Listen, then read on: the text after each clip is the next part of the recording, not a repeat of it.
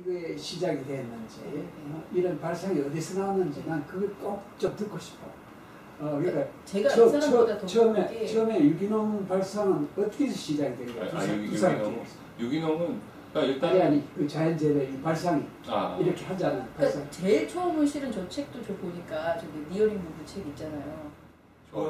예. 어느 책? 좌론 사는데. 헬렌 니어링. 좌론 산이라고. 네, 저기 원래 맨 처음에 대학교 때 그 월든 소로 월든을 읽었는데 거기 보면 그 사람도 실험을 하잖아요. 내가 가서 어떻게 살 수 있는지 그거 보면서 이제 이상하게 사람들이 살 수 있구나라는 생각을 했는데 제가 그때는 내가 그렇게 살 수 있다는 생각을 못했잖아요. 근데 저 책을 그러니까 조화로운 삶 저 책을 읽고 나서는 읽었을 때가 결혼한 지 한 얼마 안 됐을 때 읽은 거예요. 한 1, 2년 됐을 때 읽은 거예요. 근데 이 사람이나 저도 마찬가지고 그냥 정말 강남 파라군에서 그냥 우리 주변에 농사 짓는 사람, 농사라는 생각은 없고 그냥 되게 평범하게 그냥 인생은 대원 대학 가서 졸업하고 좋은 기업에 들어가서 열심히 일하다가 퇴직하는 게 그냥 인생의 목표. 일하고 생각도 안 했죠. 그냥 그거 말고 다른 인생이 그걸 생각해 본 적이 없었는데 저 책을 딱 읽고 결혼을 잘못했다 이 생각이 든 거예요. 이거 어떡하지? 왜냐하면 이제 저는 진짜 그냥 뭐라 그러나 스탠다드의 성격과 뭐 이런 걸 가진 사람이기 때문에 절대로 제가 설득이 안 될 거라는 걸 알았던 거죠. 네. 근데 저 책에 보면 그 부부가 벌먼트랑 메인주에 들어가서 그런 식으로 살거든요. 저기도 보면 블루베리 심는 얘기 나오는데 막 주변에서 약치고 뭐하고 해야 되기 때문에 블루베리 돈 쓰지 말라 이런데 저 사람이 그냥 비우고 그냥 해요. 뭐 그런 얘기 나오고 그래가지고 이제 결혼을 잘못했다 생각을 하고 이제 이 사태를 어떻게 해야 되지 뭐 그러고 나서 이제 시간이 계속 흐르는 거예요. 그러다가 이제 그 교육 심리학을 공부를 하면서 애를 키우면서 진짜 저도 처음에는 맨 처음에는 예를 들면 그 엄마들이 처음에 애한테 책을 읽히려고 막 전집 되게 비싸거든요. 그런 것도 한번 사주고 그랬었어요. 좀 애를 잘 키워야 되겠다고 생각하고. 그러니까 그 발상은 지금 유학 갔었지? 아니요, 이제 한국에서. 한국에 있을 때? 예, 근데 애가 큰애가 여기서 났나? 예, 여기서. 네, 다 여기서 났어요. 둘 다? 네, 둘 다. 그래서 큰애가 3살 때 갔죠. 그래갖고 공부하러 가서 그 점점 이제 이 사람과 떨어져서 하니까 저런 관련한 책을 이제 점점 많이 읽게 되는 거예요. 그리고 특히 이제 교육에 관련한 그 책들은 이제 전공이니까 하다 보니까 제가 아까 말씀드렸던 그 애를 뭘 할 게 아니구나. 뭐 그리고 이제 저한테 더 가슴 아프게 왔던 건 그 교육을 하면 할수록 사회 계층이 점점 고착화되는 거예요. 근데 가난한 건 슬프지 않은데 가난한 애들이 가난해서 불쌍한 건 아닌데 이 애들이 진짜 말 그대로 그런 자기 스스로가 썩어가는 삶을 사는 거예요. 그 가난이. 그러니까 돈이 없어서 뭐 차가 없다, 뭐 스테이크를 못 먹는다 이런 거는 슬프지 않은데 가난하다는 이유가 이렇게 사과가 썩어가는 인생을 사는 그게 너무 저한테는 너무 가슴이 아팠던 거예요. 근데 계속 공부를 해서 그거를 어떻게 개선시킬 수 있냐를 보니까 그 교육이 진짜 그 먹는 것 있잖아요. 그러니까 제가 그때 그러니까 사람들이 이런 말 하잖아요. 건강하게 먹어라 그러면 야 내가 천년만년 살 거 아닌데 지금 담배 피우고 빨리 죽을래 이런 말 하잖아요.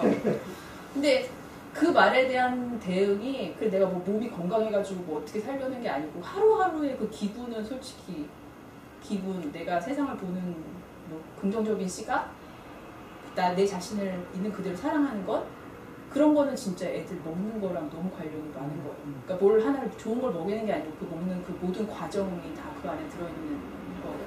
그리고 진짜 그 먹는 것에 관심을 막 갖다 보니까 그다음에 진짜 먹는 거를 먹을 게 정말 살 게 없는 거예요. 그러니까 뭘 먹일까 먼저 생각을 했죠. 근데 살 게 없어요 정말.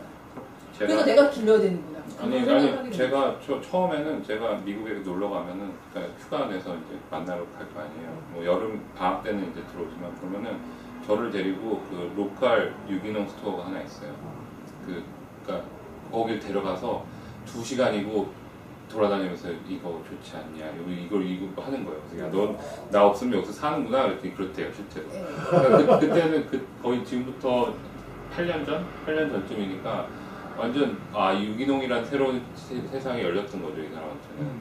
그래서 뭐 좋은 거 먹는다는데 뭐 저야 뭐 여기서 그냥 뭐 쫓아만 다녔죠 그때는. 근데 그 로컬이나 유기농 그런 데를 제가 가는 걸 좋아하는 이유는 되게 미국인데 사람들이 굉장히 미국 사람들이 되게 친절하고 되게 예의 바르고 뭐 그런 거 같은데 사람들이 굉장히 기계적이에요. 따뜻한 그런 게 없어요. 근데 그렇다고 또 한국 사람식으로 막 정이 막 넘쳐서 이런 것도 싫은데 유기농이나 로컬 매장에 가면 일하는 사람도 아 얘가 이 사람이 이 일을 하는 걸 좋아하는구나 라는 걸 느낄 수가 있어요.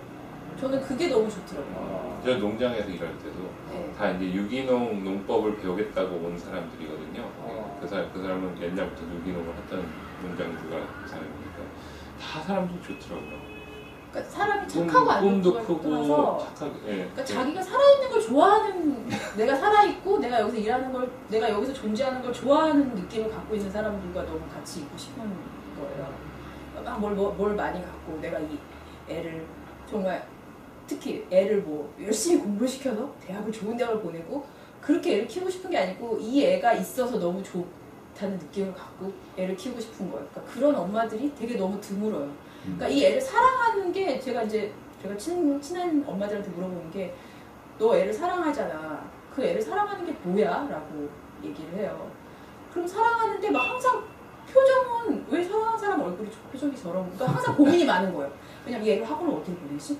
얘가 공부가 못하면 어떡하지? 수영은 어디다? 수영 어디다 하지? 뭐 어떻게 그러니까 저게 사랑하는 사람의 얼굴과 느낌이라면 그게 맞는 것 같지 않은 거예요. 그러니까 저는 이 애가 있는 걸로 너무 좋다는 걸 말로가 아니고 실제 내가 그렇게 느껴야 되잖아요. 순간 세포가 이 애가 있어서 좋다는 느낌이 있어야지 애를 키우지. 내가 얘를 그냥 좋은 학교를 보내고 좋은 교육의 기회를 제공하려면 내가 애를 왜 낳지? 그냥 나 혼자 잘 먹고 잘 살면 되지. 내가 애를 낳을 이유가 없잖아요. 돈 들여서. 그러니까 그런 게 다 이런 거에 연결이 되는 것 같아요. 그러니까 진짜. 그래서 근데 그 와중에 이제 이 사람은 박사학위 거의 끝나고 이제 들어올 때가 됐고 이제 제가 여기서 이제 좀 약간 번아웃이 됐어요. 한국 뭐 기러기 생활을 한 것도 그렇지만 뭐 언론 환경이 되게 안 좋은 거는 아실 테고 아 이게 내가 과연 생각했던 일인가 그래서 그냥 약간은 좀 충동적으로 왜냐면 뭐 뒤 생각 없이 그냥 사표를 쓰고 갔어요. 제가 2013년에. 그래서 가서 그럼 뭐 아유 저는 뭐 미국 시민권도 있겠다. 뭐 저 MBA도 했겠다. 학교도 다 미국에서 나왔고, 뭐 학부는 캐나다에서 하고 뭐 대학원은 미국에서 나왔으니 뭐. 근데 40살 먹은 전직 한국 기자가 할 게 없는 거예요. 아무 데서도 안 받아주시더라고요. 또 학벌은 너무 좋아. 그래서 심지어 그래서 아무도 안 네, 그러니까 그 사실상 제가 뭐 스타벅스에서 저희가 뭐 식당이라도 하나 차릴 생각이 있었으니까 스타벅스에서라도 뭐 일을 좀 배워볼까 했는데 거기서도 안 받아주는 거예요. 아 이게 내가 뭔가 정말 잘못했구나. 사표를 쓰지 말고. 근데 다시 돌아와서 기자를 하고 싶지는 않더라고요. 이왕 칼을 빼들었는데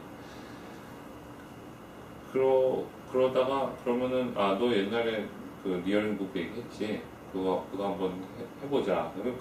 그 와중에서도 많이 싸웠어요 사실은. 그리고서는 이 뭐 여기까지 흘러왔는데 땅을 샀을 때만 해도 사실은 그냥 우리 농사 유기농 해갖고 거기 블루베리 유픽 블루베리는 따는데 가장 저 노동력이 많이 들어가기 때문에 그 돈을 받고 와서 따가라 그래요. 그럼 이쁘게 블루베리 농장 만들어갖고 유픽 하면은 되겠다라고 생각을 처음에 하고 이제 땅을 보러 다니기 시작을 했죠. 그게 언젠데? 그게 이제 1년 전쯤. 1년 전쯤. 1년 전. 네. 그래서 뭐 전혀 뭐 자연농법에 대한 생각은 없었고 근데 이제 막상 땅을 사기 시작하고 하니까 야 이게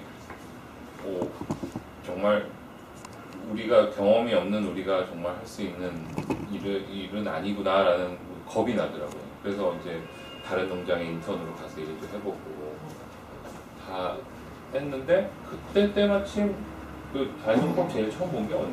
네, 제가 몇 달 전에 보고 얘기를 했더니 또 그때도 싸웠죠. 왜냐면 내가 야 이거 우리 제가 이렇게 아니 근데 그러고 아무것도 하지 나서 말고 심기만 하자. 제가 얼핏 기억이 난 게 그때 말이야 이분 교수님이 뭐 좀 저기 전화 걸어서 이런 기사거리가 있다고 말씀하신 게 뭐였더라? 그리고 그때 그 기자 이름으로 찾아봤더니 그때 자연농법 얘기를 하셨던 거예요. 그게 2010년이었고 제가 그 바로 전까지 사실 농수산식품부 출입을 했었기 때문에 잘 한국의 농업에 대해서 뭐 조금은 알고 있었고 그때는 그래서 아무 생각 없었어요. 유기농이면 충분하지 않아? 뭐 굳이 이렇게까지 해야 돼라는 생각도 했었던 것 같아요. 지금도 대부분 사람들이 그랬어요. 예. 근데 이 사람이 아무리 이렇게 자연재배 얘기를 해도 유기농이요. 그렇게 나.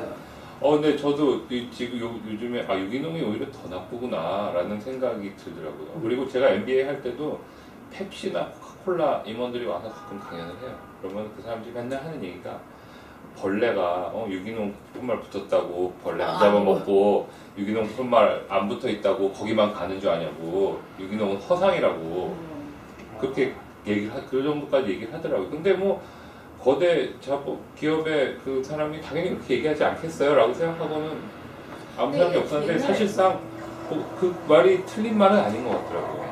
그 유기농도 어느 정도는 다 쓴다는. 근데 제가 그 예전에 몇 년 전에 읽었던 책 중에서는 그러니까 이 미국 농부 중에 그런 부류들이 있어요.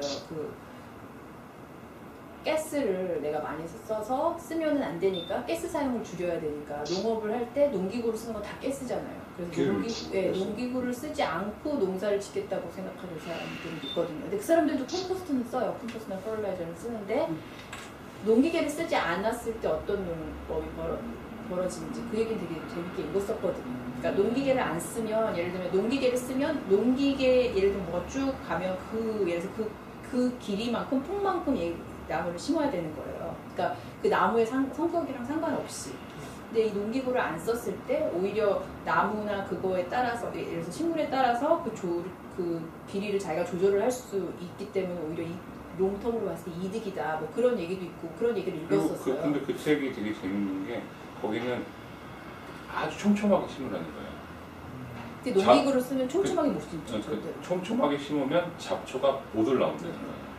그 책을 보면서 우리도 이렇게 하면 되겠다라는 생각도 하긴 했었어요. 그러니까 몬트리올에 사는 그 동네 사는 이 사람이 쓴 책인데 거기는 농기구를 안 쓰고 농기계 안 쓰는 유기농에 한 1.5에서 2에이커에 두 부부가 해도 먹고 살 수 있다라는 그 주제의 책이거든요. 1.5에이커 같은 한뭐 4,500평 그렇죠, 그 정도 된다는 얘기인데 농기계를 쓰게 되면은 실제 비용이 많이 들어요. 그렇죠. 그 농기계가 굉장히 비싸요. 그럼요. 비싼데 그게 유지도 비용이 들어요. 네, 맞아요. 뭐 가스도 들고 기름도 들고 그것도 들지만은 고장. 그다음에 이게 또 감가상각이 고장나고 여러 가지 비용이 발생하는 거고. 근데 우리 자연농법 하게 되면은 쓸 이유가 없어. 그렇죠. 쓰면 오히려 트러블이 생겨요. 그렇죠. 트러블. 그 무슨 트러블이냐면은 뭐 공부해서 알겠지만은 이게 땅에 엄청난 미생물이 살고 있다고. 엄청난 미생물이 살고 있는데 거기 사람이 발자국 소리만 들어도 벌써 땡크 지나가는 소리를 생각할 건데 이게 들어가면은 그냥 이거는 뭐 그냥 그대로 뭐 죽거나 그냥 대혼란을 일으킨다고. 그래서 농기계를 안 쓰는 게 좋다. 또 쓸 일도 없어. 쓸 일도. 그 다음에 아까 촘촘히 심으라 했는데 그건 좀 문제가 있어요. 왜 그러냐면은 촘촘히 심게 되면은 이 작물이 통기도 돼야 되고 햇볕도 받아야 되고 여러 가지 수분도 이렇게 공급을 받아야 되고 한데 그게 잡초를 없애기 위해 촘촘히 심는 건 굉장히 문제가 있는 거고. 저희도 그래서 가장 좋은 게 이 보통 보면 이제 잡초하고 뭐 이렇게 싸움이다 농사가 뭐 그렇게 얘기를 하는데 그걸 이제 방지하기 위해 가지고 비닐을 깔자든지 그런 식으로 해가지고 얘기를 하는데 아까 이제 제가 얘기한 이 부엽토 물칭 그걸 하게 되면은 굉장히 땅도 좋아지고, 네. 그다음에 잡초 이렇게 문제도 어느 정도 해결하고 네. 하기 때문에 무조건 농기계 쓰지 않고 멀칭하지 않고 어떤 자연적인 방법을 가야 되고, 그다음에 이게 이제 유기농을 하는 게 우리 한국에서 인정된 유기농 자재가 1,400가지야. 1,400가지 정도 될 거야. 제가 공부할 때마다 1,365개거든. 네. 지금 몇 가지 늘어나가지고. 비료 농약 다 포함해서. 그렇죠. 네. 그러고 이제 그게 또 이게 제가 하는 게 농약하고 비료 이런 어떤 이렇게 유기농 자재 이런 거 다 포함해서 하는 업체들이 많이 있어요. 네. 그러니까 우리 양평만 가도 용문에도 몇 군데 있고, 그 다음에 양평 시내도 몇 군데 있고, 그런 어떤 단체들이 굉장히 이 숫자가 많아요. 그렇죠. 그런 사람들이 그 단체 이름이 뭐냐면은 작물보호협회예요. 얼마나 좋나 이게 이름은 작물 보호한다 이거야. 약장사라 가고 별장사라 가면 간단하게 끝나는 건데 그 단체 이름이 작물 보호협회야. 그럼 제가 아는 사람도 경기도 작물 보호협회장이 있는데 그런 사람들의 입김이 사실 대단하다. 대단한데 그게 이제 1,400가지나 되니까 거기에 이제 붙어 먹고 사는 사람들 굉장히 많다 이 말이야. 그렇죠. 그러면 그걸 갖다가 그런 사람들을 우리가 이걸 쓰면 안 된다. 이렇게 아무것도 쓰면 안 된다 하니까 그 사람들이 얼마나 많은 공격을 하겠나. 네, 맞아요. 그렇지 않습니까? 네. 그러니까 그런 공격을 다 이겨내야 된다. 이게 땅을 살 때는 이미 자연재배를 생각한 건가 아니면 자연재배 생각하기 전에 땅을 산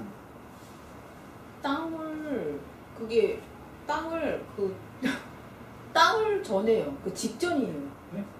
땅을 보러 다닐 때는 몰랐고요. 자연재배 몰랐죠.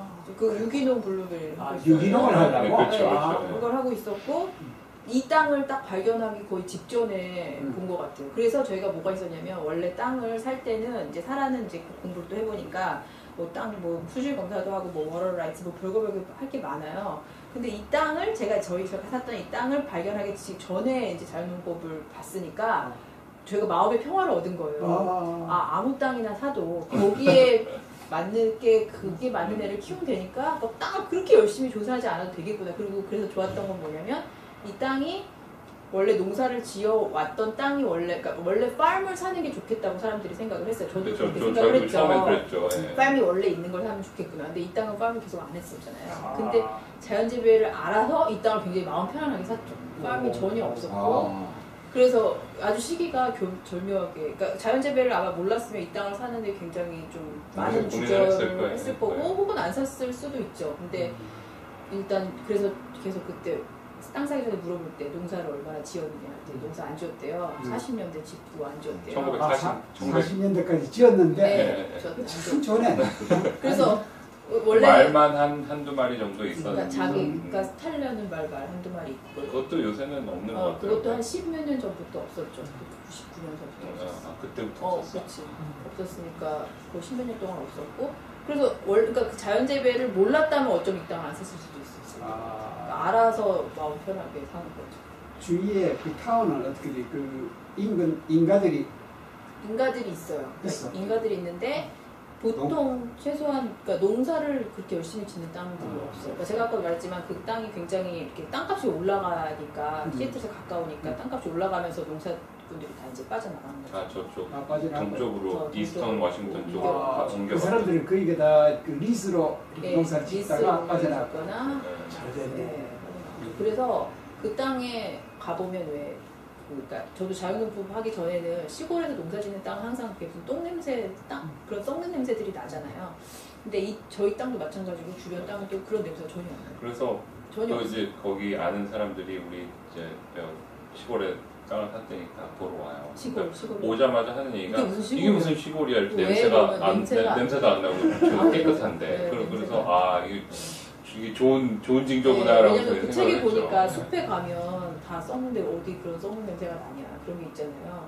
근데 아마도 제가 그 책 안 읽었으면 진짜 당연히 농사를 지으면 당연히 이런 냄새는 당연히 나는 거 아니야? 그렇게 생각했을 것 같은데. 농장에서는 그 쇼핑도 하고 하는 조금 큰 타운은 얼마나 걸리고?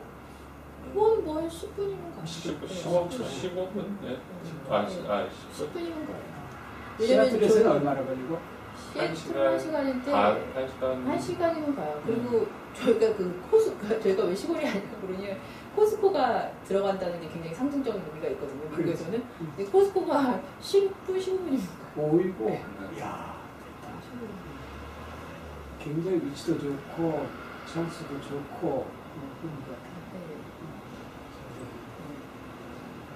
그러니까 이게 자연재배는 이 두 사람이 그 디터미네이션이 어느 정도인가 하는 거, 그게 내가 제일 지금 의문이었고, 이제 좀 안심인데, 잘 택한 길을 잘 들어선 것 같아. 라이트 트랙에 정말 들어선 것 같아. 왜냐면 장비도 필요 없고, 인력도 필요 없고, 두 사람이면 2만 평 정도 매니가 하는 얼마나 땅을 갈 필요가 있나, 비를 넣을 필요가 있나, 그런 것도 없어요. 그러니까 한 가지 또 이렇게 좀 생각해야 되는 게 지금 그 일본의 기적의 사과 해가지고 책 보셨죠? 네네. 그분이 이제 하는 농사가 결국은 이제 그 자연재배, 저도 이제 그쪽 그 영향을 받아가지고 바로 그것도 조선일보에 그 광고가 난 기적의 그 사과 해가지고 책 광고나 그거 보고 바로 이제 그 결정을 했다고 우리가 그 무역하는 게 잘 됐어요. 섬유무역인데 뭐 깨고 이익도 나고 하는 게 잘 됐는데 그 전날 다 그냥 정리도 하고 이걸로 해야 되겠다. 진짜 우리에서 진짜 멋진 분이. 그 양반이 지금 그 하고 있는 농사가 사과는 사과인데 이게 식초를 갖다가 10번 이상 쳐요. 사과에다가요. 사과에 그 이제 충도 방지를 내가지고 10번 이상 치는데 절대 그렇게 하면 안 돼요. 왜냐하면은 이 자연농업에 하는 거는 그러니까 입충과 해충, 그 생태계 그 시스템이 선순환이 돼야지. 그게 안 되고 어느 해충을 죽이기 위해서 식초를 친다. 이렇게 하면은 그게 식초뿐만 아니고 무슨 뭐 진딧물을 잡기 위해서 난황류를 친다 하는 그것도 안 된다. 안 되고 그러면 난황류 뭐 식초나 난황류가 그게 그 입충이 좋아하는 게 아니고 뭐 해충만 싫어하는 것도 아니고 하여튼 전체적으로 이 굴러가도록 만들어야 되는데 절대로 그건 하면 안 된다. 그러니까 입충과 해충이 어떤 공존하지 않고 해충이 이제 많이 와서 그냥 나무가 바로 상한다든지 죽는다든지 이러면은 사람이 그냥 그 해충을 좀 이렇게 없애는 쪽으로 도와줘야지 절대 약이 들어가면 안 된다. 이번에 본격적으로 자연농 시작하기 전에 이번에 와가지고 그 중회장의 해리문을 한번 보고 가는 게 참 좋겠다는 생각이 드는데 전국에 우리나라도 그렇고 일본도 그렇고 자연농 쪽에는 그 여러 가지 그 버라이티가 있어요. 그렇죠. 다양한데. 근데 해리먼의 경우에는 난 그걸 굉장히 어프리시에이트하는 것이 해리먼의 경우에는 이 잡초하고 내가 심은 작물하고 그걸 구분하지 않고서 잡초로 생각하지 않고 같이 크는 거야. 그게 좋은 거예요. 그게 좋고 이분이 특히 그래요. 그래서 거기 보면은 매일 그냥 그 잡풀이 막 거기에 사과도 있고 복숭아도 있고. 그러니까 전통적으로 우리가 생각하는 이쁜 농장은 아닌데. 그래가지고 그것 때문에 엄청 싸웠어요. 그것 때문에 처음에 싸운 거 진짜 심해서 진짜 왜냐면 제가 이렇게 얘기했어요. 그래서 잡초랑 같이 자라는 거야 제가 이렇게 얘기했어요. 그랬더니 이제 이 사람이 그럼 그게 너무 예쁘지 않아서 사람들이 유피카로 안 오겠다고 이러는 거예요. 그래서 제가 너무 화가 나가지고. 근데 이 사람은 네가 말을 근데 이게요. 그 농사를 하는 게 스토리텔링, 이야기거리가 돼야 돼. 네 맞아요. 그러니까 이쁜 농장은 다 있어. 네 맞아요. 여러 군데 다 볼 수 있다. 그러나 잡초하고 공존하는 농장은 그러니까요. 시애틀에서 한 사람 하고 있다. 네 제가 그래서 그거 그다음에 잡초를 서울에 왜 살잖아. 밟고 다니는 그 기분을 즐겁다고 얘기를 해줘야지. 얘기거리가 네. 뭐냐면은 그 네. 사과나무에 해충이 왜 안 가겠냐 우리도 네. 안다 이거. 네. 가는데 지금 한 가지 예를 들면은 중국 그 꽃매미 충이라 해가지고 네. 중국에서 들어온 그 해충이 있어요. 네. 그러니까 색깔은 굉장히 이뻐. 네. 빨갛고 그 점이 있고 매미인데 그게 이 사과나무나 복숭아나무 이런 데 가면은 그 잎이나 줄기 즙을 빨아먹고 그냥 나무를 거의 고사시키더라고. 네. 그 굉장히 안 좋은 안 좋은 해충인데 네. 그게 우리 사과나무에도 뭐 한두 마리 있어요. 있는데 이게 그 제어가 불가능하잖아요. 나무에 그 저기 해를 가할 정도는 아니다. 네. 왜 그러냐면은 이 잡초하고 공존하기 때문에. 그러니까 잡초도 먹고 얘도 먹고. 그렇지. 그러니까 그 중에서 우리 그 붕나무라고 있어요. 붕나무. 네. 가정나무 비슷한 건데 네. 거기 보면은 이 꽃매미가 막 붙어 있어. 네. 그런들이 좋아하는 거는 그 붕나무예요. 아, 제일 좋아하는 건 어. 사과나무 아니야. 아. 복숭아나무 아니야. 아. 그러니까 한 가지 예를 들면 그렇고 진딧물도 종류가 한 90가지 돼요. 네. 진딧물도. 그러니까 잡초가 여러 가지 없으면은 네. 갈 데가 어디 있어. 사과나 복숭아도 돼. 그러니까 지 좋아하는 걸 가서 그쪽으로 가라요. 아. 올라왔어 내가. 그럼 해결이 네, 돼. 네, 네. 그러니까. 네. 혹시 저 페이스북을 통해 가지고 사람이 답이다 그런 책을 본 적이 지금 이제 어느 정도 자리가 잡히게 되면은 네. 이제 그 유통 문제가 있어요. 네. 어떻게 이제 내 먹을 걸 충분히 키우지만 네. 나도 살아야 되니까 이제 그걸 이 소비자한테 남기는. 네. 응? 근데 그걸 위해서 최근에 그 사람이 답이다 하는 책이 나와야 되는데 바로 김영일 씨가 그걸로 성공한 사람이에요. 근데 이 페이스북을 통해 가지고 멤버십을 확보를 해요. 아. 멤버십을 확보하는데 그분은 한 2,000명 그 친구가 있어요. 네. 2,000명 친구에 끊임없이 그 접촉을 해요. 그 페이스북으로 접촉을 해요. 접촉을 하고 일단 이것이 성공하려면 소비자가 와서 봐야 돼. 그렇죠. 소비자가 와서 봐야 돼. 내가 먹을 것을 키우는 사람이 어떤 식으로 키우고 있는가. 그 알고 설득이 돼야 돼. 신뢰감이 있어야 돼. 네, 맞아요. 예.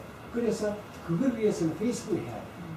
페이스북으로 하면은 그- 시애틀 주위에 있는 사람들이 저쪽 뭐 동부에 뉴욕 사람은 올건 아니잖아요. 그러니까 지산지수 요즘 이 생산하는 지역의 사람들이 그 서포트하는 그런 농장이라 해야 되거든.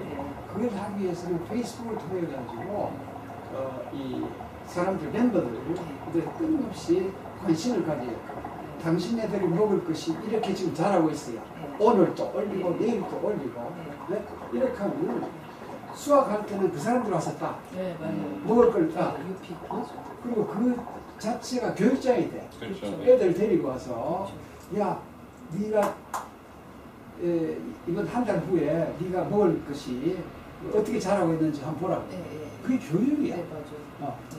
그런 식으로 연결시키는 네트워크를 만드는 데는 페이스북마치 좋은 게 없어.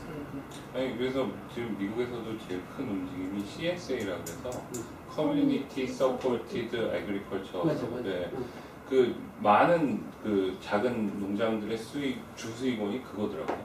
근데 그러니까 그렇게 하기 위해서는 페이스북으로 그렇죠. 네트워크를 만드는 그렇죠. 예. 그게 참 아주 좋은 스킬이에요. 맞아요. 그래서 그 책을 11사람이 페이스북을 통해 가지고 자기 비즈니스를 기초에 하는 페이스북 고수 11사람이 쓴 그게 경험 네. 책이야.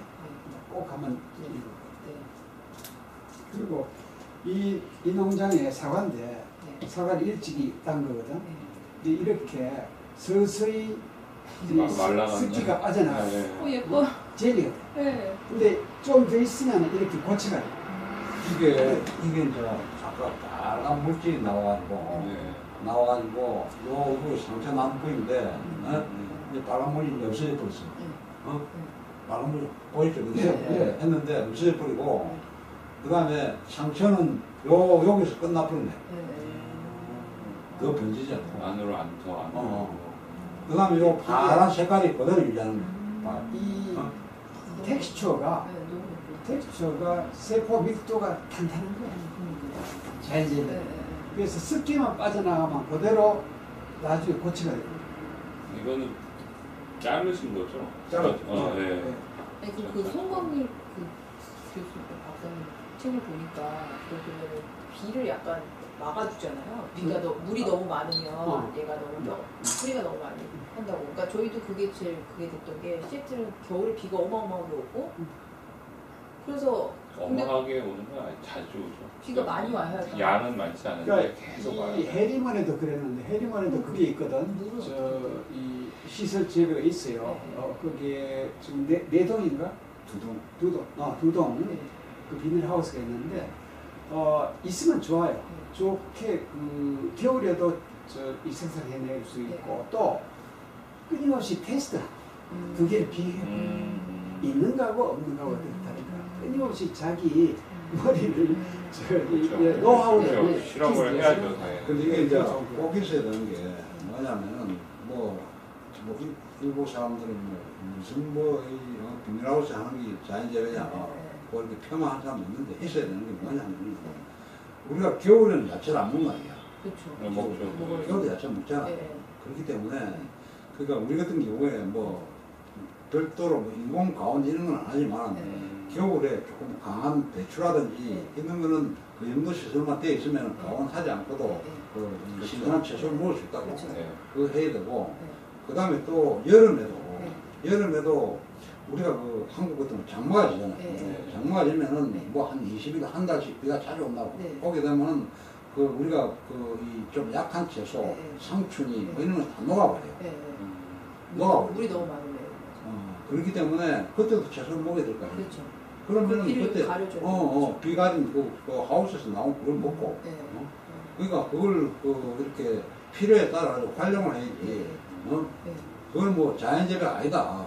더러는 송광일 박사의 시설재배 이것이 하우스가 그 무슨 자연재배냐 그러는데 나는 상당히 일리가 있다고 생각하는 거예요. 그분은 물을 통제하기 위한 그 하나의 이 수단이라고 그러거든. 난 이 설득력이 있다고 생각해요. 왜냐하면 물을 안 주고 통제함으로써 그 작물이 스스로 살려고 노력하는 과정에서 탄탄한 그게 뭐예요? 탄탄한 텍스처를 만들어요. 그리고 노력하고 잔뿌리를 많이 만들고 그러면서 지가 지먹을 것을 광합성을 하면서 지먹을 것을 찾고 멀리 뿌리를 뻗어나가고 이 과정에서 탄탄해지고 좋은 양질의 맛있는 그 식재가 발생한다. 그게 제 생각은 일부러 뭐 이렇게 비닐하우스를 많이 할 필요는 없고 하나 정도 하나 정도 일단 있는 게 좋고 그 다음에 아까 뭐 그 겨울에 뭐 비가 많이 온다 했는데 그게 보면은 비 많이 와도 그 땅이 다 해결해 준다고 배수도 하고 뭐 그 다음에 이제 그 아까 그 비닐 멀칭 있는 건 하지 말라 그랬는데 그러다면 자연의 활동이 수급되고 그렇기 때문에 검은 비닐 씌우는 그런 거 그렇기 때문에 엄청 많이 하더라고요. 다 그 한국도 다 그렇게 하는 유명하고 한데 거기에 이제 아까 얘기한 그 부엽도 있는 거 들어오면은 그게 배수, 그 다음에 이 보습, 보온, 이런 걸 스스로 알아서. 그렇기 때문에 시작하기 전에 그 배수가 어떻게 되는지 그것만 좀 잘 관리하고. 그게 땅이 이렇게 층이 있고 있는데 위에 그 식물이 자라는 층이 엄청 배수가 잘 되는 층이래요. 맞아. 네, 샌디롬이라고. 근데 저희가 또 하나 궁금한 거는 왜 블루베리가 중요한 게 뭐 산성도 뭐 이런 거 다 그런 거 체크하라 그러더라고요. 근데 그거는 근데 그게 제가 이제 몇 년 블루베리 했지 않습니까? 했는데 저는 뭐 그렇게 그걸 중요하게 생각 안 해요. 왜 그런가 하면은 처음에 이제 우리가 심을 때 피트모스라고 산소흡도 뭐 이렇게 조금 사용하고 했는데 그 뒤에 파고 뭐 옮기고 뭐 그냥 그 농장이 정정이 안 되기 때문에 일단 이 배치를 해야 되지 않습니까? 그 과정에서 블루베리가 이제 뭐 이동해서 짓고 했는데 뭐 별로 중요하게 생각 안 하는 게 잘 되니까.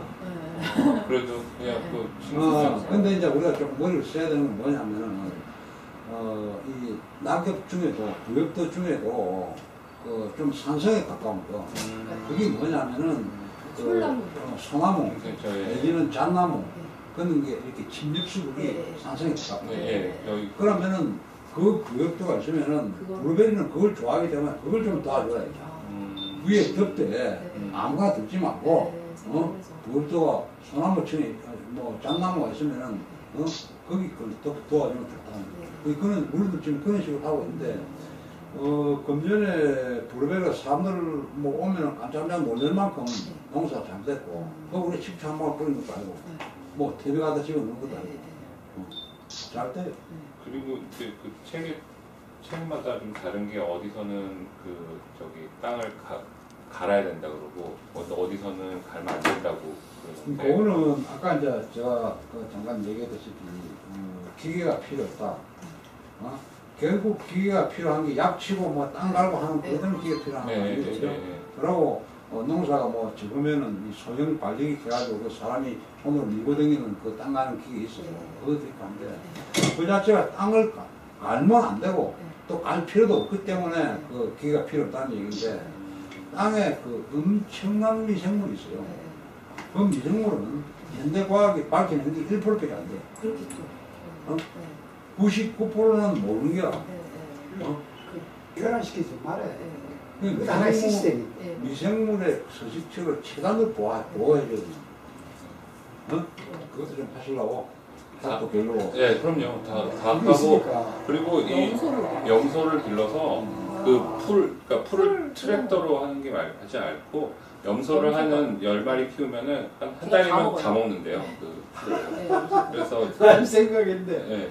아니 왜냐면 미국에서는 그 염소를요 길러주는 아니 빌려줘요. 대여해주는 사람도 있어요. 클리어링 하라고. 클리어링 하라고. 그러니까 염소가.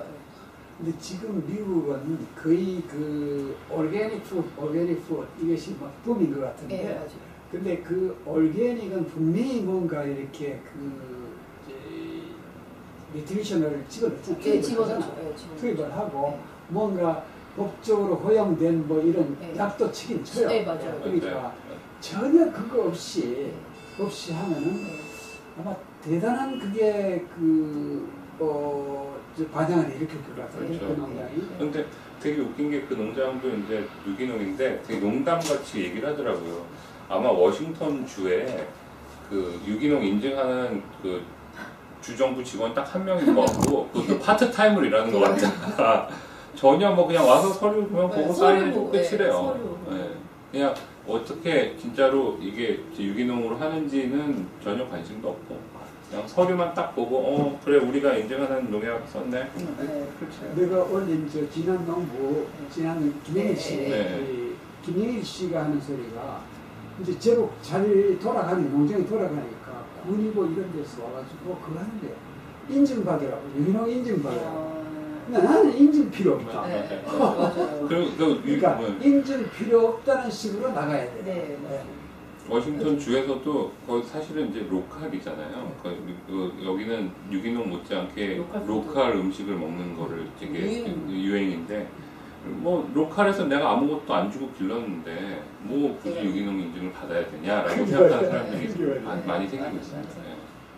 그리고 지금 보통 이게 우리 한국 같은 뭐 기술센터나 이런 데서 그 미생물을 배양해가지고 그 친구들 얘기가 EM 이펙티브 오르가니즘 해가지고 유효 미생물을 하는데 그런 걸 배양해가지고 농민들한테 공짜로 준다고. 맞아요. 되게 많이 주는데 그거 쓰면 안 돼. 왜냐하면은 미생물 밝혀진 게 뭐 1%밖에 안 되는데 뭐가 유효 미생물이냐 이게야. 뭐가 유해 미생물이냐 이게야.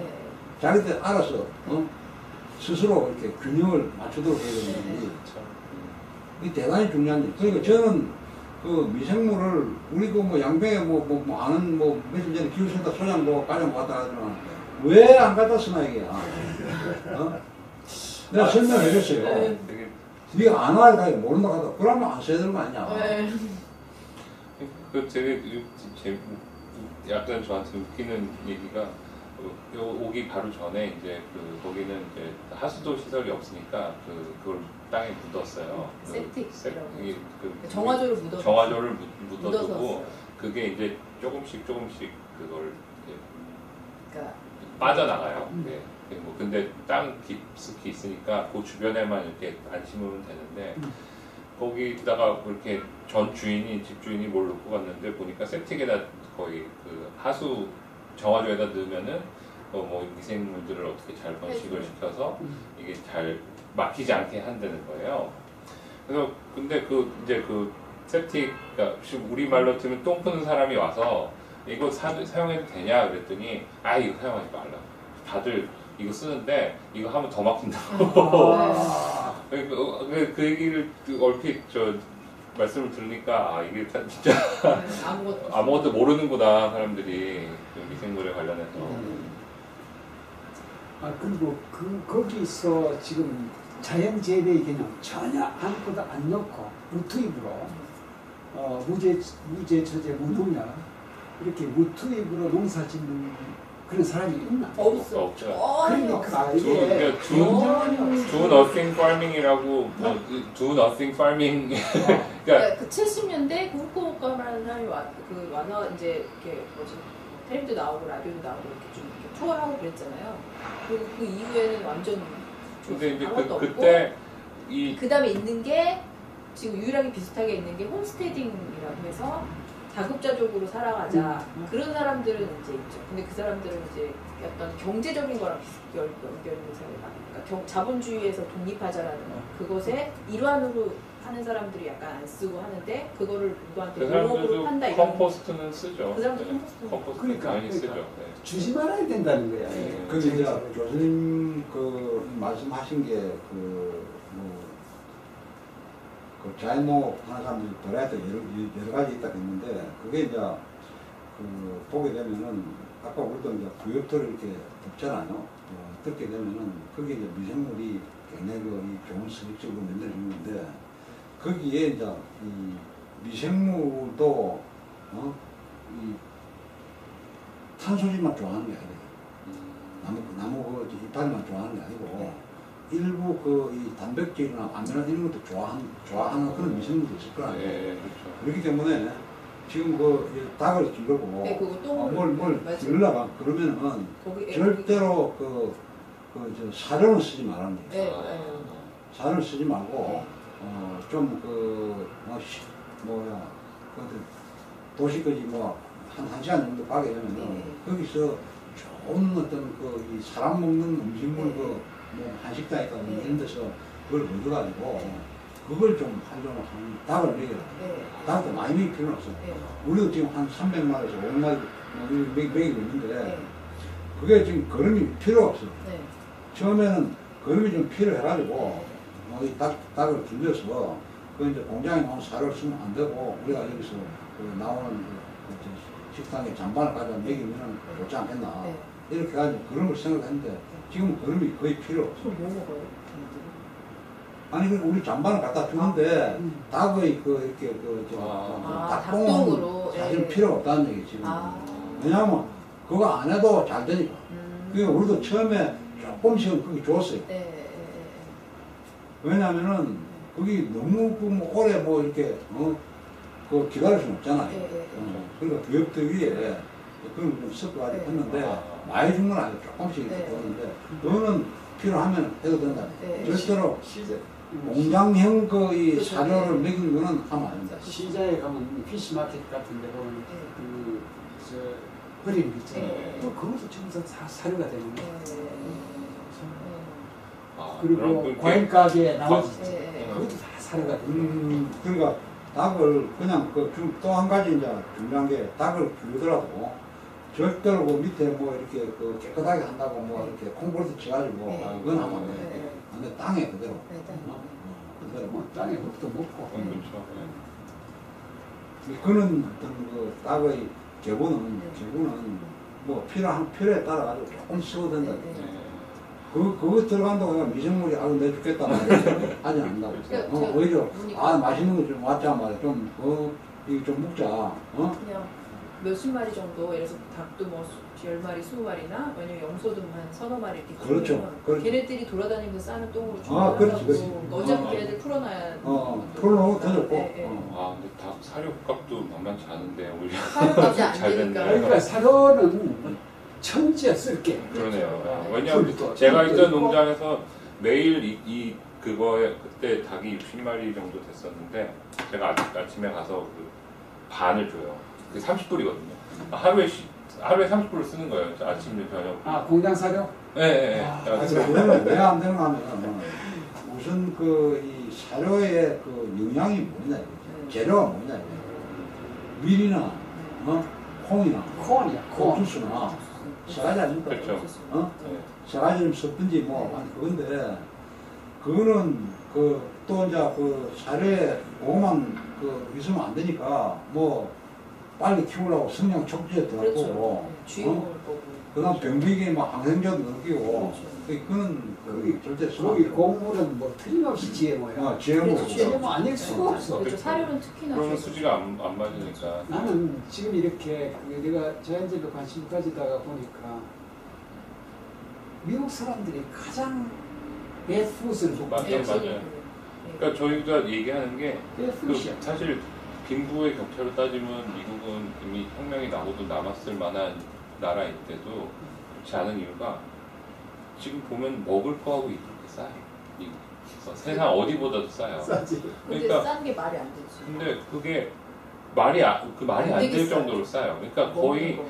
이 저소득층을 바보를 만들고 있어요. 거의 막 먹여갖고 네, 생각을 못 다 하고. 다 저녁을 맥도날드에서 다 해결하게 하고. 그러니까 네. 돈 버는 사람은 월스트리트에 그 스탁 마켓에 있는 사람들은 그 사람들 돈을 다 벌어. 그게 말이에요. 그리고 근데 그 사람들이 예. 건강 의료비는 많이 나게 있으니까 맞아요. 의료비 많이 나가면 또 돈 버는 사람 맞아요. 또 있어. 예, 예. 스탁까지 예, 사람. 맞아요. 그런 시스템. 네, 되게 근데 제가 이제 금융 담당도 했었는데 그 돈이 사실상 인류가 가진 자산에 맞춰서 뭐 금융이라는 게 발전을 해야 되잖아요. 근데 상상 속의 돈을 가지고 돈을 버는 거예요. 그 사람들이 가진 어떤 그렇죠. 금융공학을 통해서 만들어낸 이 펀드니 뭐 데리바티브. 데리버티브 그걸 보고 있으면은 그게 천문학적인 숫자인데 실제로는 존재하지 않는단 말이에요. 그걸 가지고 돈을 버니까 야 이게 이런 상의가 어딨나 그런 생각이 듭니다. 아이고, 아 정말 반가운데. 근데 이 땅을 제가 샀던 이 땅을 발견하기 전에 이제 자연농법을 봤으니까 저희가 마음의 평화를 얻은 거예요. 아무 땅이나 사도 거기에 그게 맞는 애를 키우면 되니까 뭐 땅을 그렇게 열심히 조사하지 않아도 되겠구나. 그리고 그래서 좋았던 건 뭐냐면 이 땅이 원래 농사를 지어왔던 땅이 그러니까 원래 팜을 사는 게 좋겠다고 사람들이 생각을 했어요. 저도 그렇게 생각을 했죠. 처음엔 그랬죠. 예. 팜이 원래 있는 걸 사면 좋겠구나. 근데 이 땅은 팜을 계속 안 했었잖아요. 근데 자연재배를 알아서 이 땅을 굉장히 마음 편안하게 샀죠. 팜이 전혀 없었고 그래서 아주 시기가 절묘하게 그러니까 자연재배를 아마 몰랐으면 이 땅을 사는데 굉장히 좀 많은 주저를 했을 거고 혹은 안 샀을 수도 있죠. 근데 일단 그래서 계속 그때 땅 사기 전에 물어볼 때 농사를 얼마나 지었느냐 했더니 농사 안 지었대요. 40년대 집도 안 지었대요. 40년대까지 지었는데 네, 참 좋네. 그래서 원래 말만 한두 마리 정도 있었는데 자기가 살려는 말 한두 마리 있고 그것도 요새는 없는 것 같아요. 그것도 한 10몇 년 전부터 없었죠. 99년서부터 없었어. 그때부터 없었어. 그렇지. 없었으니까 그 10몇 년 동안 없었고 그래서 그러니까 그 자연재배를 몰랐다면 어쩜 이 땅을 안 샀을 수도 있었어요. 그러니까 알아서 마음 편하게 사는 거죠. 주위에 그 타운은 어떻게 돼? 그 인가들이 있어요. 있어. 인가들이 있는데 보통 최소한 그러니까 농사를 그렇게 열심히 짓는 땅들이 없어요. 그러니까 제가 아까 말했지만 그 땅이 굉장히 이렇게 땅값이 올라가니까 시애틀에 가까우니까 땅값이 올라가면서 농사분들이 다 이제 빠져나가는 거죠. 저쪽 동쪽으로 이스턴 워싱턴 쪽으로 다 옮겨. 그 사람들은 거기에 다 그 리스로 네, 농사를 짓다가 빠져나가거나 잘 잘 됐네. 네. 그래서 그 땅에 가보면 그러니까 저도 자연농법 하기 전에는 시골에서 농사짓는 땅은 항상 무슨 똥냄새, 그런 썩는 냄새들이 나잖아요. 근데 저희 땅도 마찬가지고 주변 땅은 또 그런 냄새가 전혀 안 나요. 그래서 전혀 또 이제 거기 아는 사람들이 우리 이제 시골에 땅을 샀다니까 보러 와요. 시골. 오자마자 하는 얘기가 이게 이게 무슨 시골이야? 이렇게 왜? 냄새도 안 나고 좀 깨끗한데. 네, 그래서 이게 좋은 징조구나라고 왜냐면 그 책에 생각을 보니까 했죠. 숲에 가면 다 썩는데 어디 그런 썩는 냄새가 나냐 그런 게 있잖아요. 근데 아마도 제가 그 책 안 읽었으면 진짜 당연히 농사를 지으면 당연히 이런 냄새는 당연히 나는 거 아니야? 그렇게 생각했을 것 같은데. 농장에서는 그 쇼핑도 하고 하는 조금 큰 타운은 얼마나 걸리고? 그건 뭐 한 10분이면 가요. 15분? 네. 10분이면 가요. 시애틀에서는 얼마나 걸리고? 시애틀 1시간인데 한 1시간이면 가요. 그리고 저희가 저희가 왜 시골이 아니냐고 그러냐. 코스코가 들어간다는 게 굉장히 상징적인 의미가 있거든요. 미국에서는. 근데 코스코가 10분, 15분이면 가요. 오이고, 이야, 굉장히 위치도 좋고, 장수도 좋고, 그런 것 같아요.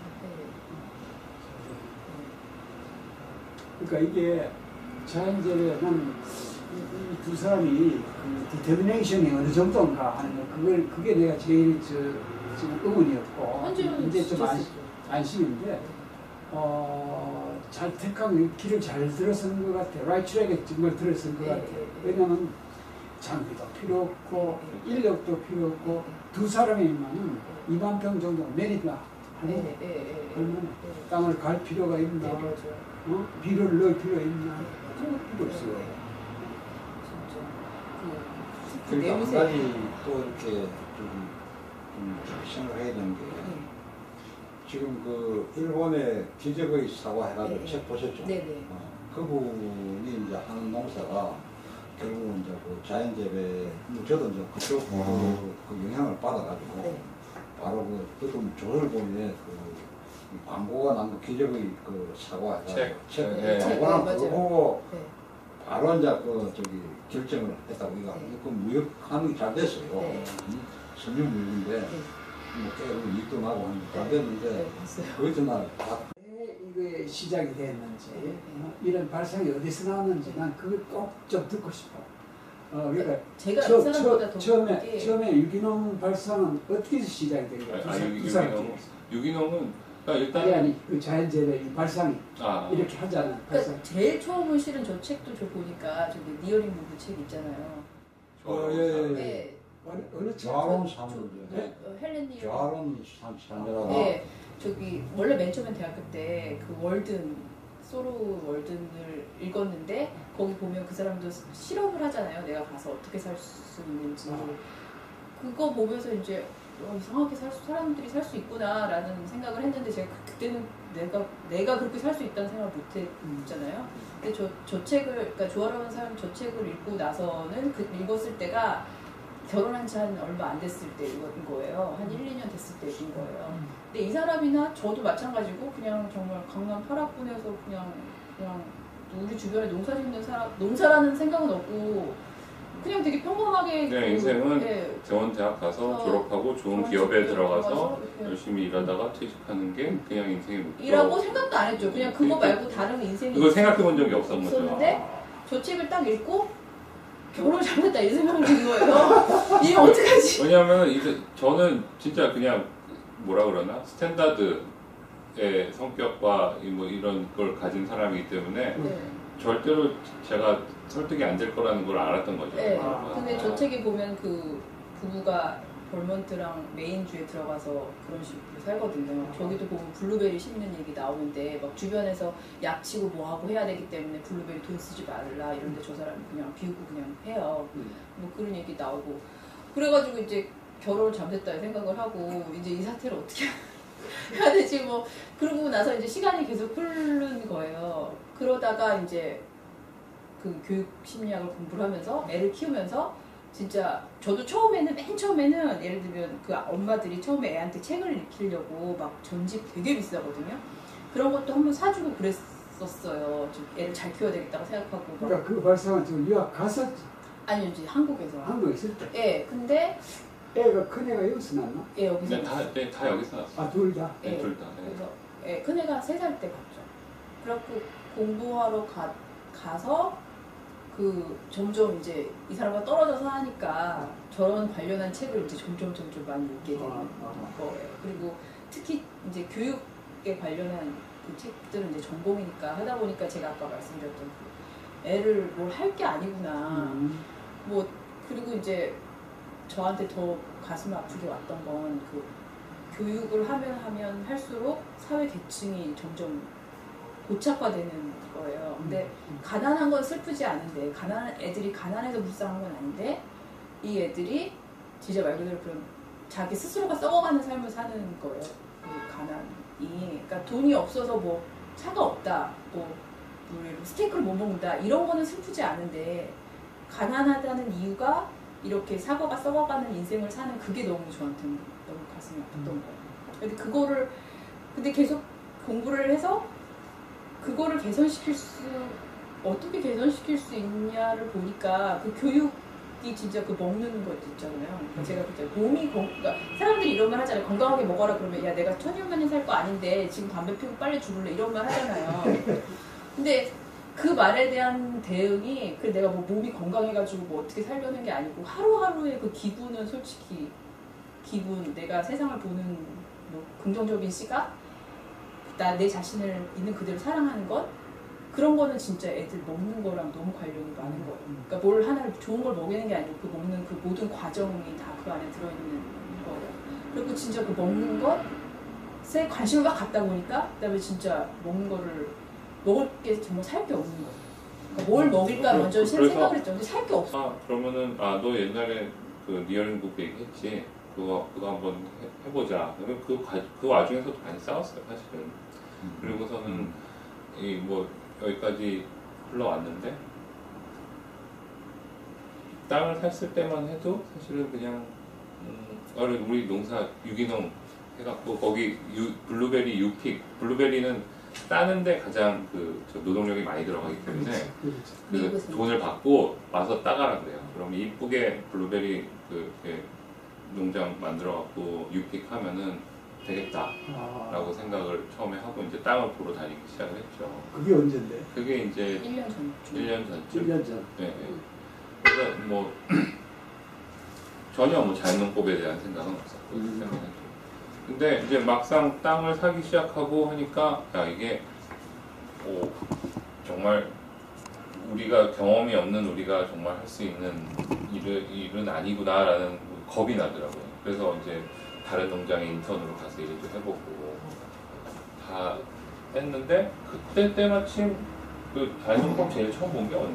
네, 제가 몇 달 전에 보고 얘기했더니 또 그때도 싸웠죠. 왜냐면 내가 야 이거 제가 이렇게 아니 근데 그러고 나서 심기만 하자면 제가 얼핏 기억이 난 게 그때 맞아 이분 교수님이 뭐 좀 전화 걸어서 이런 기사거리가 있다고 말씀하시니 뭐였더라? 그리고 그때 그 기자 이름으로 찾아봤더니 그때 자연농법 얘기를 하셨던 거예요. 그게 2010년이었고 제가 그 바로 전까지 사실 농수산식품부 출입을 했었기 때문에 잘 한국의 농업에 대해서 뭐 조금은 알고 있었고 그때는 그래서 아무 생각 없었어요.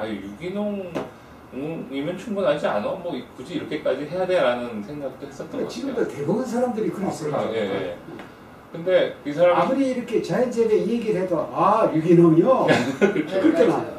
근데 저도 지금 요즘에 유기농이 오히려 더 나쁘구나 라는 생각이 들더라고요. 그리고 제가 MBA 할 때도 펩시나 코카콜라 임원들이 와서 가끔 강연을 해요. 그러면 그 사람들이 맨날 하는 얘기가 벌레가 유기농 푯말 붙었다고 벌레 안 잡아먹고 유기농 푯말 안 붙어있다고 거기만 가는 줄 아냐고 유기농은 허상이라고 그렇게 그 정도까지 얘기를 하더라고요. 근데 뭐 거대 기업의 그 사람이 당연히 그렇게 얘기하지 않겠어요? 라고 생각하고는 아무 생각이 없었는데 사실상 그 말이 틀린 말은 아닌 것 같더라고요. 그 유기농도 어느 정도는 다 쓴다는.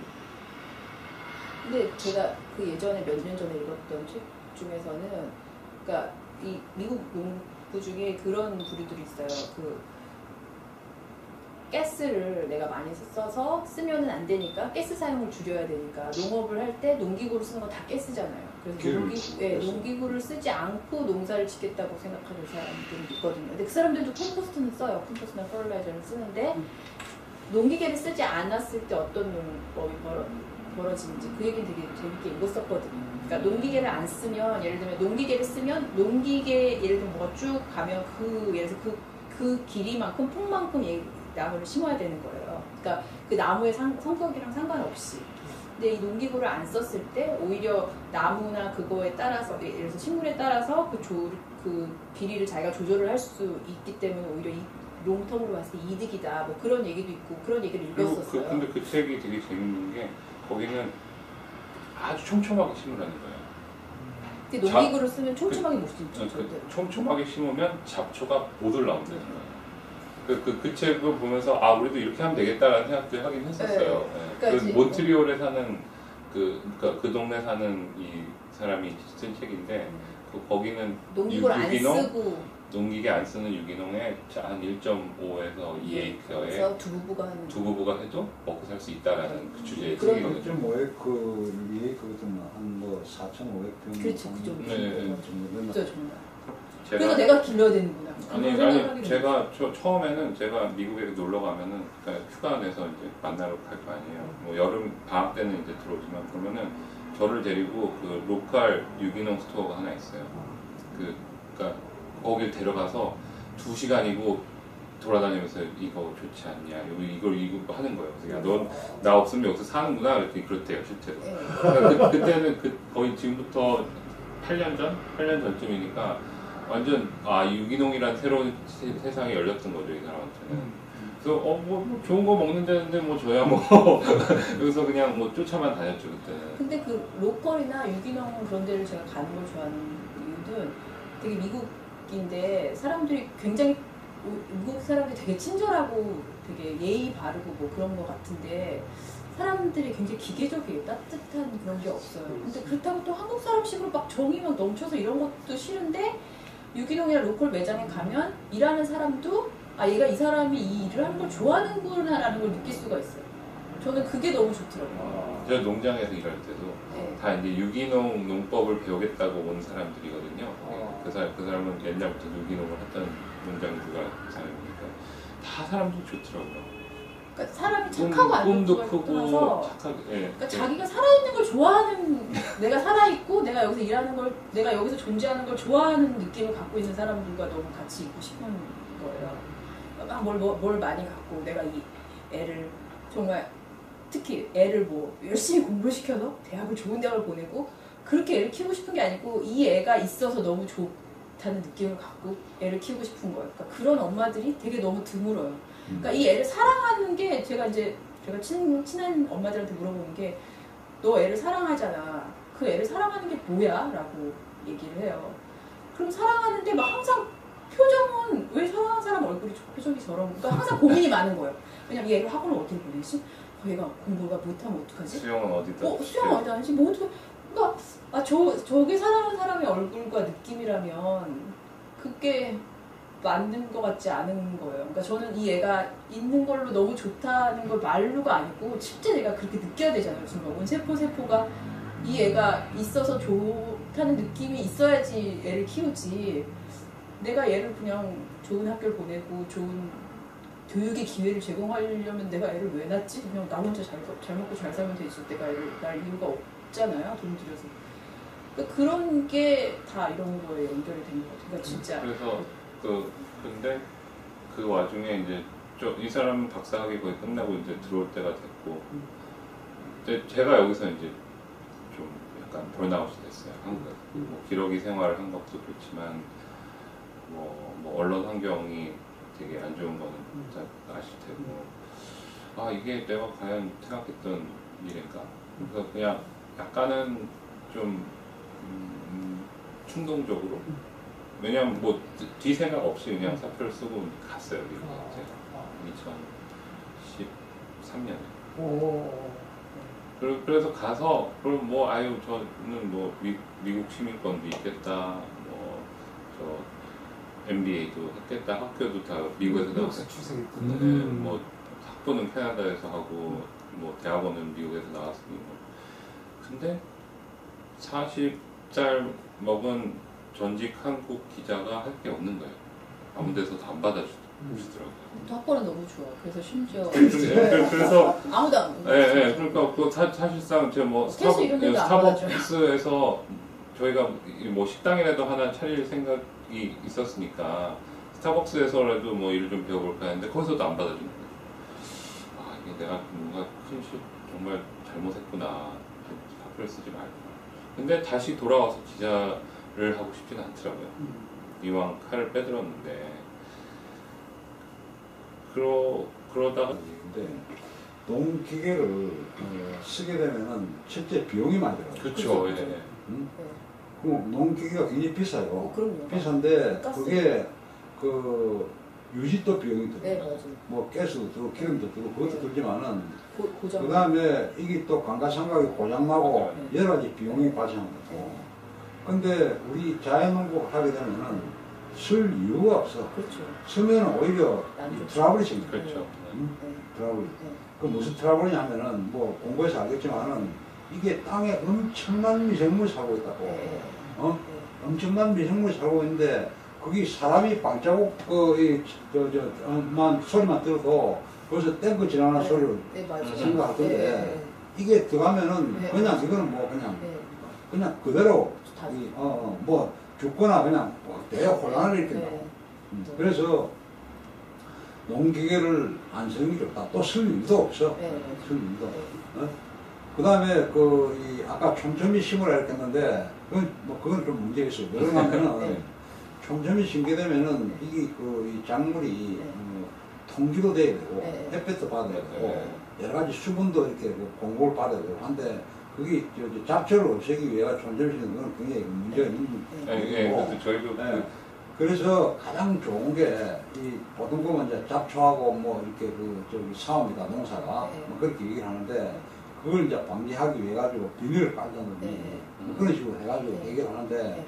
아까 이제 제가 얘기한 이 부엽토 물질 네. 그걸 하게 되면은 굉장히 땅도 좋아지고 네. 그다음에 잡초 이렇게 문제도 어느 정도 해결하고 네. 하기 때문에 무조건 농기계 쓰지 않고 물칭하지 않고 어떤 자연적인 방법을 가야 되고 그 다음에 이게 이제 유기농을 하는 게 우리 한국에서 인정된 유기농 자재가 1,400가지야. 네. 1,400가지 정도 될 거야. 네. 제가 공부할 때마다 1,365개거든. 네. 가지 지금 몇 가지 늘어나가지고. 비료 농약 다 포함해서 그렇죠. 네. 그러고 이제 그게 또 이게 제가 하는 게 농약하고 비료 이런 어떤 이렇게 유기농 자재 뭐 이런 거 다 포함해서 하는 이 업체들이 많이 있어요. 네. 그러니까 우리 양평만 가도 뭐 용문에도 뭐 몇 군데 있고 그 다음에 양평 시내도 몇 군데 있고 그런 어떤 단체들이 굉장히 이 숫자가 많아요. 근데 그런 사람들이 그 단체 이름이 뭐냐면은 작물 보호 협회예요. 얼마나 좋나 이게 이름은 작물 보호한다 이거. 뭐 약장사락하고 뭐 별장사락하면 간단하게 끝나는 건데 그 단체 이름이 작물 보호협회예요. 그럼 제가 아는 사람도 경기도 작물 보호협회장 있는데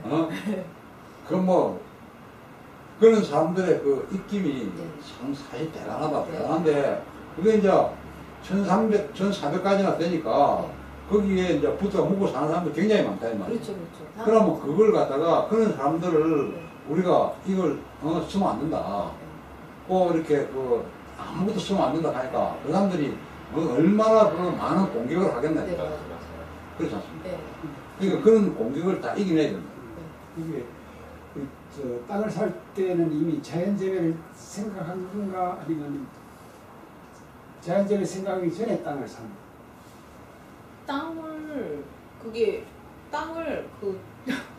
땅을 전에요. 그 직전이에요. 땅을 보러 다닐 때는 몰랐고요. 자연재배 몰랐죠. 그 유기농 블루베리. 유기농을 하려고? 네, 그렇죠, 그렇죠. 그걸 하고 있었고 이 땅을 딱 발견하기 거의 직전에 본 것 같아요. 그래서 저희가 뭐가 있었냐면 원래 땅을 살 때는 이제 사라는 이제 공부를 또 해보니까 땅 수질 검사도 하고 워럴 라이츠 별거 할 게 많아요. 그럼 사랑하는데 막 항상 표정은 왜 사랑하는 사람 얼굴이 표정이 저런? 그러니까 항상 고민이 많은 거예요. 왜냐면 얘를 학원을 어떻게 보내지? 얘가 공부가 못하면 어떡하지? 수영은 어디다? 수영 어디다 하지? 뭐 어떻게?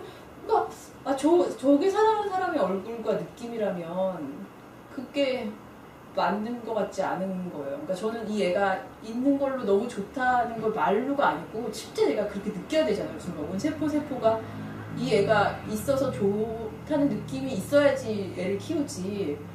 내가 얘를 그냥 좋은 학교를 보내고 좋은 교육의 기회를 제공하려면 내가 애를 왜 낳지? 그냥 나 혼자 잘 먹고 잘 살면 되지. 내가 애를 낳을 이유가 없잖아요. 돈 들여서. 그러니까 그런 게 다 이런 거에 연결이 된 것 같아요. 그러니까 진짜. 그래서 근데 그 와중에 이제 이 사람은 박사학위 거의 끝나고 이제 들어올 때가 됐고, 이제 제가 여기서 이제 좀 약간 번아웃이 됐어요. 한국에서. 뭐 기러기 생활을 한 것도 그렇지만 뭐 언론 환경이 되게 안 좋은 거는 아실 테고, 이게 내가 과연 생각했던 일인가? 그래서 그냥 약간은 좀 충동적으로, 왜냐면 뭐 뒤 생각 없이 그냥 사표를 쓰고 갔어요. 제가 2013년에. 그래서 가서 그럼 뭐 저는 뭐 미국 시민권도 있겠다, 저 MBA도 했겠다, 학교도 다 미국에서 나왔어요.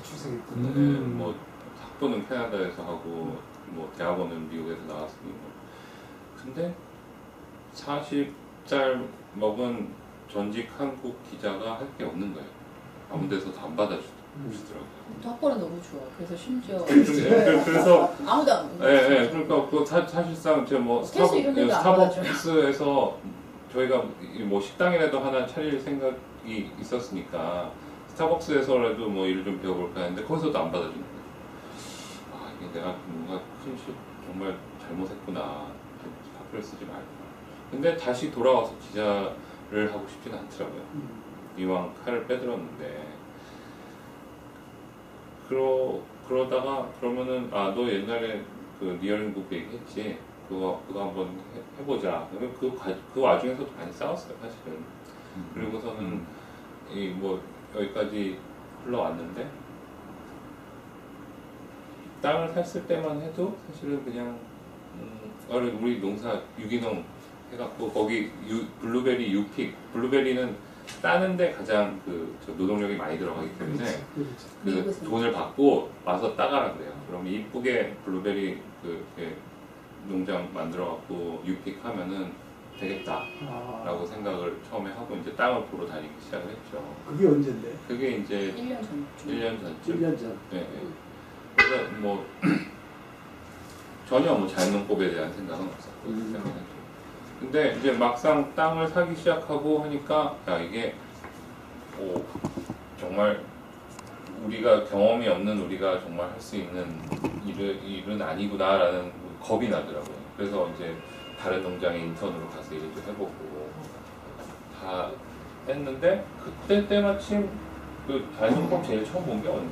네, 제가 몇 달 전에 보고 얘기를 했더니 또 그때도 싸웠죠. 왜냐면 내가 야 이거 제가 이렇게 근데 그러고 나서 심기만 하자. 제가 얼핏 기억이 난 게 그때 맞아 이분 교수님이 뭐 좀 전화 걸어서 이런 기사거리가 있다고 말씀하시니 뭐였더라? 그리고 그때 그 기자 이름으로 찾아봤더니 그때 자연농법 얘기를 하셨던 거예요. 그게 2010년이었고 제가 그 바로 전까지 사실 농수산식품부 출입을 했었기 때문에 잘 한국의 농업에 대해서 뭐 조금은 알고 있었고 그때는 그래서 아무 생각 없었어요. 유기농이면 충분하지 않아? 뭐 굳이 이렇게까지 해야 돼라는 생각도 했었던 것 같아요. 지금도 대부분 사람들이 그랬어요. 예. 근데 이 사람이 아무리 이렇게 자연재배 얘기를 해도 유기농이요. 그렇게 나. 근데 저도 지금 요즘에 유기농이 오히려 더 나쁘구나라는 생각이 들더라고요. 그리고 제가 MBA 할 때도 펩시나 코카콜라 임원들이 와서 가끔 강연을 해요. 그러면 그 사람들이 맨날 하는 얘기가 벌레가 유기농 풋말 붙었다고 벌레 안 잡아먹고 유기농 풋말 안 붙어있다고 거기만 가는 줄 아냐고 유기농은 허상이라고 그렇게 그 정도까지 얘기를 하더라고요. 근데 뭐 거대 기업의 그 사람이 당연히 그렇게 얘기하지 않겠어요? 라고 생각하고는 아무 생각이 없었는데 사실상 그 말이 틀린 말은 아닌 것 같더라고요. 그 유기농도 어느 정도는 다 쓴다는.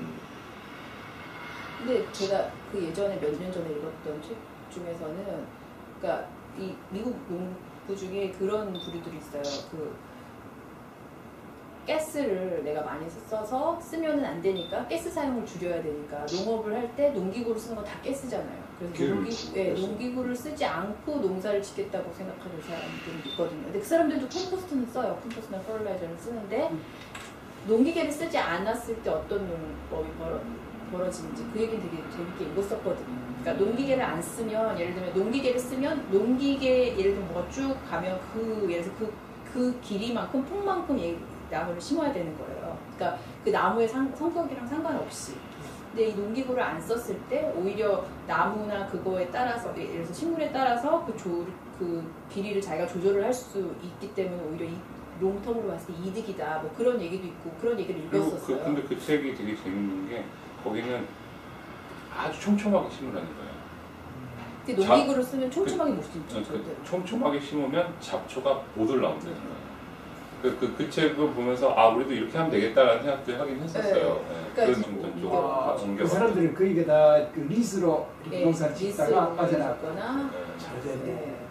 그래서 그 땅에 가보면 그러니까 저도 자연농법 하기 전에는 시골에서 농사짓는 땅은 항상 무슨 똥냄새, 그런 썩는 냄새들이 나잖아요.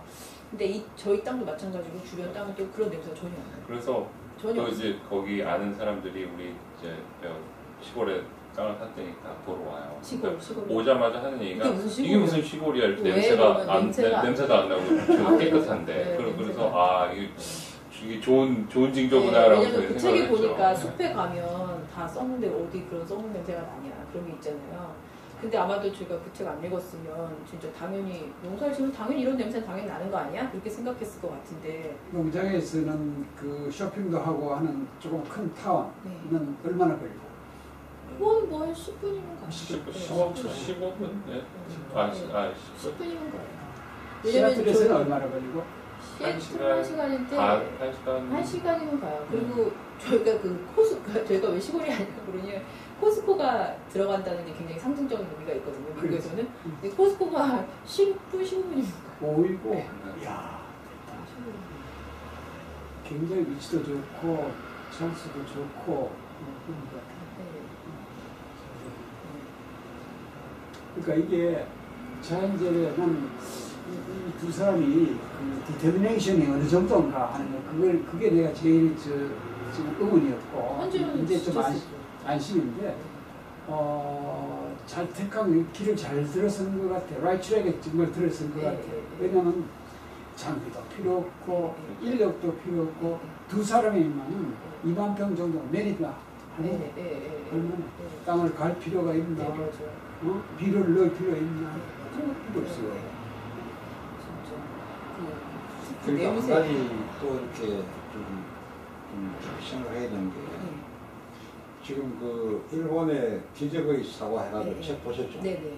그분이 이제 하는 농사가 결국은 이제 그 자연재배, 저도 이제 그쪽 그 영향을 받아가지고 바로 그것도 조선일보에 그 광고가 난 그 기적의 그 사과 책 광고랑 그거 보고 바로 이제 결정을 했다고.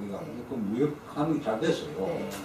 선유 무역인데 꽤 이익도 나고 하는 게 잘 됐는데, 그 전날 다 그냥 정리도 하고 이걸로 해야 되겠다. 진짜 오늘에서 진짜 멋진 분이. 그 양반이 지금 하고 있는 농사가 사과는 사과인데 이게 식초를 갖다가 10번 이상 쳐요.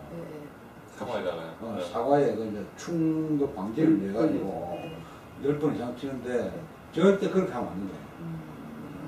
왜냐하면은 이 자연농법의 자연농에 하는 거는 그러니까 입충과 해충, 그 생태계 그 시스템이 선순환이 돼야지.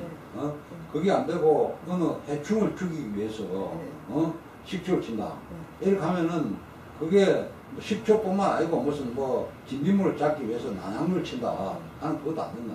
안 되고, 그러면 난황류, 식초나 난황류가 그게 입충이 좋아하는 게 아니고 해충만 싫어하는 것도 아니고, 하여튼 전체적으로 굴러가도록 만들어야 되는데, 절대로 그건 하면 안 된다.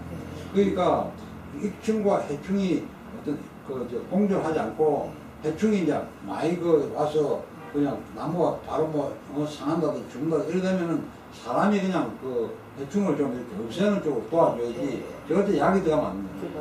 이번에 본격적으로 자연농 시작하기 전에 이번에 와가지고 분회장의 해리문을 한번 보고 가는 게 참 좋겠다는 생각이 드는데 전국에 우리나라도 그렇고 이것도 그렇고 자연농 쪽에는 여러 가지 버라이티가 있어요. 그렇죠. 다양한데 근데 해리문의 경우에는 난 그걸 굉장히 어프리시에이트하는 것이 해리문의 경우에는 이 잡초하고 내가 심은 작물하고 그걸 구분하지 않고서 잡초로 생각하지 않고 같이 크는 거야. 그게 좋은 거예요. 그게 좋고 이분이 특히 그래요. 그래서 거기 보면은 매일 그냥 그 잡풀이 막 거기에 사과도 있고 복숭아도 있고. 그러니까 전통적으로 우리가 생각하는 이쁜 농장은 아닌데. 그래가지고 그것 때문에 엄청 싸웠어요. 그것 때문에 처음에 싸운 거 진짜 심한. 진짜 왜냐면 제가 이렇게 얘기했어요. 그래서 잡초랑 같이 자라는 거야. 제가 이렇게 얘기했어요. 그랬더니 이제 이 사람이 그럼 그게 너무 예쁘지 않아서 사람들이 유픽하러 안 오겠다고 이러는 거예요. 그래서 제가 너무 화가 나가지고. 근데 이 사람은 네가 말을 근데 이게요. 농사 가는 게 스토리텔링, 이야기거리야 그게. 네 맞아요. 그러니까 이쁜 농장은 다 있어. 네 맞아요. 여러 군데 다 볼 수 있다. 그러나 잡초하고 공존하는 농장은 그러니까요. 시애틀에서 한시간 넘고 있다. 네 제가 그래서 그거 서울에 밟고 다니는 그 기분을 즐겁다고 얘기를 해줘야지. 얘기거리가 뭐냐면은 사과나무에 해충이 왜 안 가겠냐 우리도. 간다 이거. 가는데 지금 한 가지 예를 들면은 중국 곶매미 충이라 해가지고 중국에서 들어온 해충이 있어요. 그러니까 색깔은 굉장히 이뻐. 빨갛고 그런 점이 있고 매미인데 그게 이 사과나무나 복숭아나무 이런 데 가면은 그 잎이나 줄기 즙을 빨아먹고 그냥 나무를 거의 고사시키기도 하고 굉장히 안 좋은 해충인데 그게 우리 사과나무에도 한두 마리 있어요. 그런데 이게 제어가 불가능하잖아요. 나무에 해를 가할 정도는 아니다.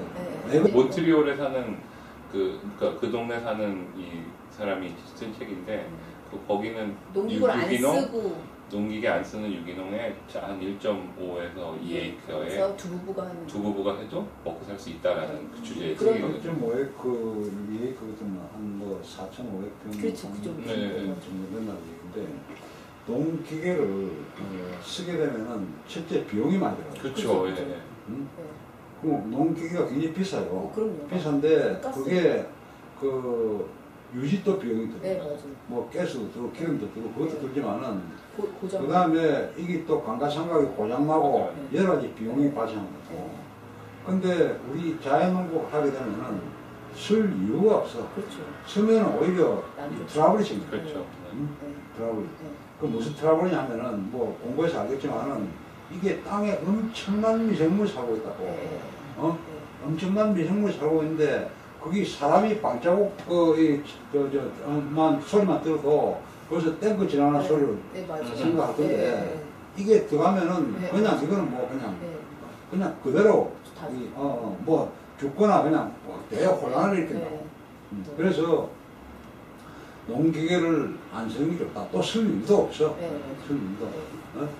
그 다음에 아까 촘촘히 심으라 이렇게 했는데 그건 좀 문제가 있어요. 왜 그러냐면은 촘촘히 심게 되면은 이 작물이 통기도 돼야 되고 햇볕도 받아야 되고 여러 가지 수분도 이렇게 공급을 받아야 되고 한데 그게 잡초를 없애기 위해 촘촘히 심는 건 굉장히 문제가 있는 거고. 저희도 그래서 가장 좋은 게 보통 보면 이제 잡초하고 이렇게 싸움이다 농사가 그렇게 얘기를 하는데 그걸 이제 방지하기 위해 가지고 비닐을 깔다든지 그런 식으로 해가지고 얘기를 하는데 아까 이제 제가 얘기한 부엽토 물칭 그걸 하게 되면은 굉장히 땅도 좋아지고 그다음에 잡초 이렇게 문제도 어느 정도 해결하고 하기 때문에 무조건 농기계 쓰지 않고 물칭하지 않고 어떤 자연적인 방법을 봐야 되고, 그 다음에 이게 이제 그 유기농이라고 하는 게, 우리 한국에서 그 인정된 유기농 자재가 1,400가지야. 1,400가지 정도 될 거야. 제가 공부할 때마다 1,365개거든. 가지 지금 몇 가지 늘어나가지고. 비료 농약 다 포함해서. 그렇죠. 그러고 이제 그게 또 이게 제가 하는 게, 농약하고 비료 이런 어떤, 이렇게, 유기농 자재, 이런 거 다 포함해서 하는 이 업체들이 많이 있어요. 그러니까 우리 양평만 가도 용문에도 몇 군데 있고, 그 다음에 양평 시내도 몇 군데 있고, 그런 어떤 그 단체들이 굉장히 이 숫자가 많아요. 그렇죠. 그런 사람들이 그 단체 이름이 뭐냐면은, 작물보호협회예요. 얼마나 좋나 이게. 이름은, 작물 보호한다 이거야. 약장사라 하고 별장사라 하면 간단하게 끝나는 건데 그 단체 이름이 작물 보호협회야. 그럼 제가 아는 사람도 경기도 작물 보호협회자 있는데 그런 사람들의 그 입김이 사실 대단한데 그게 이제 1,400까지나 되니까 거기에 이제 붙어 먹고 사는 사람들이 굉장히 많다 이 말이야. 그렇죠. 그러면 그걸 갖다가 그런 사람들을 우리가 이걸 쓰면 안 된다. 이렇게 아무것도 쓰면 안 된다 하니까 그 사람들이 얼마나 많은 공격을 하겠나. 그렇지 않습니까? 그러니까 그런 공격을 다 이겨내야 된다. 이게 땅을 살 때는 이미 자연재배를 생각한 건가 아니면 자연재배 생각하기 전에 땅을 삽니다.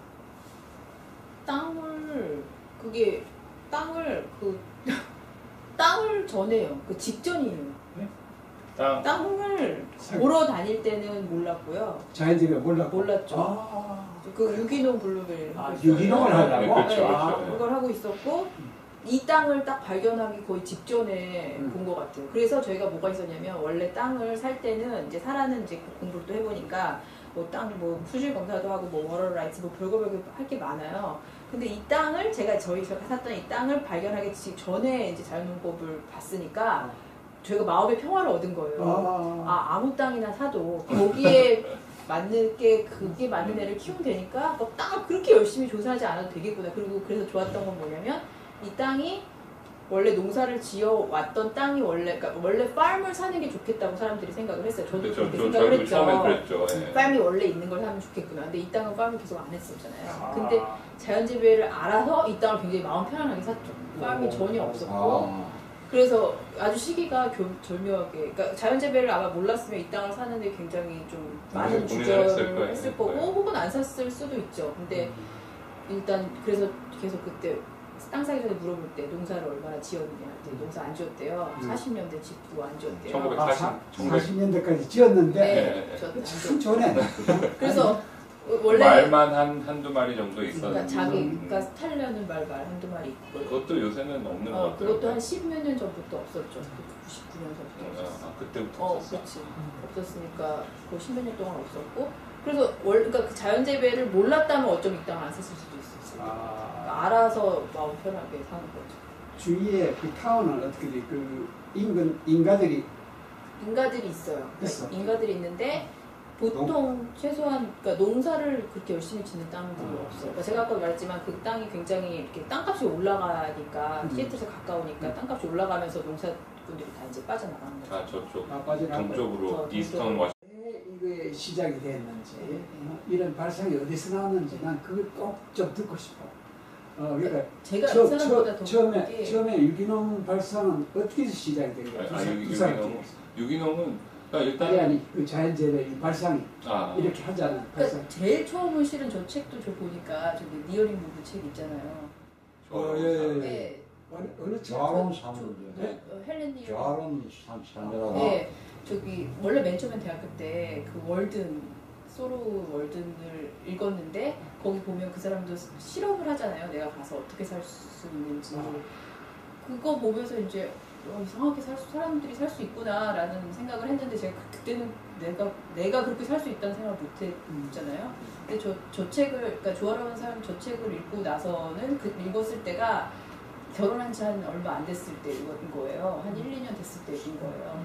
근데 이 사람이나 저도 마찬가지고 그냥 정말 강남 8학군에서 그냥 우리 주변에 농사 짓는 사람, 농사라는 생각은 없고 그냥 되게 평범하게 그냥 인생은 대원대학 가서 졸업하고 좋은 기업에 들어가서 열심히 일하다가 퇴직하는 게 그냥 인생의 목표. 이라고 생각도 안 했죠. 그냥 그거 말고 다른 인생이 그걸 생각해 본 적이 없었는데 저 책을 딱 읽고 결혼을 잘못했다 이 생각이 든 거예요. 이게 어떡하지? 왜냐하면 이제 저는 진짜 그냥 뭐라 그러나 스탠다드의 성격과 뭐 이런 걸 가진 사람이기 때문에 절대로 제가 설득이 안 될 거라는 걸 알았던 거죠. 네.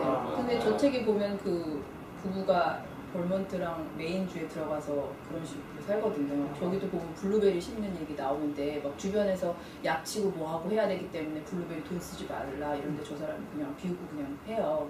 뭐 그런 얘기 나오고 그래가지고 이제 결혼을 잠됐다 생각을 하고 이제 이 사태를 어떻게 해야 되지 뭐 그러고 나서 이제 시간이 계속 흐르는 거예요. 그러다가 이제 그 교육 심리학을 공부를 하면서 애를 키우면서 진짜 저도 처음에는 맨 처음에는 예를 들면 그 엄마들이 처음에 애한테 책을 읽히려고 막 전집 되게 비싸거든요. 그런 것도 한번 사주고 그랬었어요. 좀 애를 잘 키워야 되겠다고 생각하고. 그러니까 그 발상은 지금 유학 갔었지. 아니요, 이제 한국에서. 한국에 있을 때. 예, 근데 애가 큰 애가 여기서 났나? 예, 여기서. 다 여기서 났어요. 아, 둘 다? 네, 둘 다. 그래서 예, 큰 애가 3살 때 갔죠. 그래갖고 공부하러 가서 그 점점 이제 이 사람과 떨어져서 하니까 저런 관련한 책을 이제 점점 많이 읽게 되는 거예요. 그리고 특히 이제 교육에 관련한 그 책들은 이제 전공이니까 하다 보니까 제가 아까 말씀드렸던 그 애를 뭘 할 게 아니구나. 뭐 그리고 이제 저한테 더 가슴 아프게 왔던 건 그 교육을 하면 할수록 사회 계층이 점점 고착화되는 거예요. 근데 가난한 건 슬프지 않은데 가난한 애들이 가난해서 불쌍한 건 아닌데 이 애들이 진짜 말 그대로 그런 자기 스스로가 썩어가는 삶을 사는 거예요. 그 가난이. 그러니까 돈이 없어서 뭐 차가 없다, 뭐 스테이크를 못 먹는다 이런 거는 슬프지 않은데 가난하다는 이유가 이렇게 사고가 썩어가는 인생을 사는 그게 너무 저한테는 너무 가슴이 아팠던 거예요. 근데 계속 공부를 해서 그거를 어떻게 개선시킬 수 있냐를 보니까 그 교육이 진짜 그 먹는 것 있잖아요. 그러니까 제가 그때 그러니까 사람들이 이런 말 하잖아요. 건강하게 먹어라 그러면 야 내가 천년만년 살 거 아닌데 지금 담배 피우고 빨리 죽을래 이런 말 하잖아요. 근데 그 말에 대한 대응이 그래 내가 뭐 몸이 건강해가지고 뭐 어떻게 살려는 게 아니고 하루하루의 그 기분은 솔직히 내가 세상을 보는 뭐 긍정적인 시각 내 자신을 있는 그대로 사랑하는 것 그런 거는 진짜 애들 먹는 거랑 너무 관련이 많은 거예요. 그러니까 뭘 하나를 좋은 걸 먹이는 게 아니고 그 먹는 그 모든 과정이 다 그 안에 들어있는 거예요. 그리고 진짜 그 먹는 것에 관심을 막 갖다 보니까 그다음에 진짜 먹는 거를 먹을 게 정말 살 게 없는 거예요. 그러니까 뭘 먹일까 먼저 생각을 했죠. 근데 살 게 없어요 정말. 그래서 내가 길러야 되는구나. 아니 제가 처음에는 제가 미국에 놀러 가면은 그러니까 휴가 내서 이제 만나러 갈 거 아니에요. 뭐 여름 방학 때는 이제 들어오지만 그러면은 저를 데리고 그 로컬 유기농 스토어가 하나 있어요. 그러니까 거길 데려가서 2시간이고 돌아다니면서 이거 좋지 않냐, 이걸 하는 거예요. 그래서 야, 넌 나 없으면 여기서 사는구나. 그랬더니 그렇대요 실제로. 그러니까 그때는 거의 지금부터 8년 전쯤이니까. 완전 유기농이란 새로운 세상이 열렸던 거죠 이 사람한테는. 그래서 뭐 좋은 거 먹는 데인데 뭐 저야 뭐 여기서 그냥 뭐 쫓아만 다녔죠 그때는. 근데 그 로컬이나 유기농 그런 데를 제가 가는 걸 좋아하는 이유는 되게 미국인데 사람들이 굉장히 미국 사람들이 되게 친절하고 되게 예의 바르고 뭐 그런 거 같은데 사람들이 굉장히 기계적이에요. 따뜻한 그런 게 없어요. 근데 그렇다고 또 한국 사람식으로 막 정이 막 넘쳐서 이런 것도 싫은데 유기농이나 로컬 매장에 가면 일하는 사람도 얘가 이 사람이 이 일을 하는 걸 좋아하는구나 라는 걸 느낄 수가 있어요. 저는 그게 너무 좋더라고요. 제가 농장에서 일할 때도 다 이제 유기농 농법을 배우겠다고 온 사람들이거든요. 그 사람은 옛날부터 유기농을 했던 농장주가 사람이니까 다 사람들이 좋더라고요. 그러니까 사람이 착하고 안 꿈도 좋은 크고 떠나서 착하게. 예. 그러니까 자기가 살아있는 걸 좋아하는 내가 살아있고 내가 여기서 일하는 걸 내가 여기서 존재하는 걸 좋아하는 느낌을 갖고 있는 사람들과 너무 같이 있고 싶은 거예요. 막 뭘 많이 갖고 내가 이 애를 정말 특히 애를 뭐 열심히 공부시켜서 대학을 좋은 대학을 보내고 그렇게 애를 키우고 싶은 게 아니고 이 애가 있어서 너무 좋다는 느낌을 갖고 애를 키우고 싶은 거예요. 그러니까 그런 엄마들이 되게 너무 드물어요. 그러니까 이 애를 사랑하는 게 제가 친한 엄마들한테 물어보는 게 너 애를 사랑하잖아. 그 애를 사랑하는 게 뭐야? 라고 얘기를 해요. 그러면은 이 잡초와 공존한다. 네, 그러니까 잡초도 먹고 얘도 먹고. 그렇지. 그러니까 그 중에서 우리도 북나무라고 있어요. 북나무. 네. 가죽나무 비슷한 건데 네. 거기 보면은 이 꽃매매가 막 붙어 있어. 네. 그런들이 좋아하는 거는 그 북나무예요. 아, 제일 좋아하는 건 사과나무 아니야. 복숭아나무 아니야. 그러니까 한 가지 예를 들면 그렇고 진딧물도 종류가 한 90가지 돼요. 진딧물도. 그러니까 잡초가 여러 가지 없으면은 갈 데가 됐어요. 사과나 복숭아도 됐어요. 그러니까 지 좋아하는 걸 가서 그쪽으로 가라. 몰라서 내가 그럼 해결이 돼. 그러니까. 혹시 저 페이스북을 통해 가지고 사람이 답이다 그런 책을 본 적이 지금 이제 어느 정도 자리가 잡히게 되면은 이제 그 유통 문제가 있어요. 어떻게 이제 내 먹을 걸 충분히 키우지만 나도 살아야 되니까 이제 그걸 이 소비자한테 남기는. 근데 그걸 위해서 최근에 그 사람이 답이다 하는 책이 나와야 되는데 바로 김영일 씨가 그걸로 성공한 사람이에요. 근데 이 페이스북을 통해 가지고 멤버십을 확보를 해요. 멤버십을 확보했는데 그분은 한 2,000명 그 친구가 있어요. 2,000명 친구에 끊임없이 그 접촉을 해요. 그 페이스북으로 접촉을 해요. 접촉을 하고 일단 이것이 성공하려면 소비자가 와서 봐야 돼. 그렇죠. 소비자가 와서 봐야 돼. 내가 먹을 것을 키우는 사람이 어떤 식으로 키우고 있는가. 그 알고 설득이 돼야 돼. 신뢰감이 있어야 돼. 네, 맞아요. 예. 그래서 그걸 위해서는 페이스북을 해야 돼. 페이스북으로 하면은 시애틀 주위에 있는 사람들이 저쪽에 뭐 동부에 뉴욕 사람은 올 건 아니잖아요. 그러니까 지산지소 요즘 이 생산한 지역의 사람들이 그 서포트하는 그런 농장이라 해야 되거든. 그걸 하기 위해서는 페이스북을 통해 가지고 이 사람들 멤버들 끊임없이 관심을 가져요. 당신네들이 먹을 것이 이렇게 지금 자라고 있어요. 오늘 또 올리고 내일 또 올리고 이렇게 하면 수확할 때는 그 사람들 와서 따. 네, 맞아요. 먹을 걸 따. 유피. 그리고 그 자체가 교육장이 돼. 그렇죠. 애들 데리고 와서 야 네가 이번 한 달 후에 네가 먹을 것이 어떻게 자라고 있는지 한번 보라고. 그게 교육이야. 네, 맞아요. 그런 식으로 연결시키는 네트워크를 만드는 데는 페이스북 마치 좋은 게 없어. 아니 그래서 지금 미국에서도 제일 큰 움직임이 CSA라고 해서 커뮤니티 서포티드 애그리컬처. 맞아. 그 많은 그 작은 농장들의 주수익원이 그거더라고요. 근데 그렇게 하기 위해서는 페이스북으로 그렇죠. 네트워크를 만드는 그렇죠. 그게 참 아주 좋은 스킬이에요. 그래서 그 책을 11사람이 페이스북을 통해 가지고 자기 비즈니스를 기초에 하는 페이스북 고수 11사람이 쓴 그게 경험 책이야. 꼭 한번 읽어. 그리고 이 농장의 사과인데 사과를 일찍이 딴 거거든. 근데 이렇게 서서히 습기가 빠져나가요. 예뻐. 젤리가. 네. 근데 좀 더 있으면 이렇게 고체가 돼. 이게 이제 아까 빨간 물질이 나와가지고 요 상처 난 부위인데 이제 빨간 물질이 없어져 버렸어. 빨간 물질 보이죠? 네. 했는데 없어져 버리고 그 다음에 상처는 여기서 끝나버렸네. 더 번지지 않고. 안으로 안더 그 다음에 요 파란 색깔이 그대로 유지하는 거야. 이 텍스처가 세포 밀도가 탄탄한 거야. 잘 젤리. 그래서 습기만 빠져나가면 그대로 나중에 고치가 돼요. 이거는 자르신 거죠? 자르. 네. 그 송곳니 박사님 책을 보니까 그러면 비를 약간 막아주잖아요. 비가 물이 너무 많으면 얘가 너무 뿌리가 너무 많이 한다고. 그러니까 저희도 그게 제일 그게 됐던 게 시애틀은 겨울에 비가 어마어마하게 오고 그래서 어마하게 오는 건 아니 자주 오죠. 비가 많이 와요. 양은 많지 않은데 그러니까 계속 와요. 이 해리먼에도 그랬는데 해리먼에도 그게 있거든. 이 시설 제도가 있어요. 거기에 지금 네 동인가? 두 동.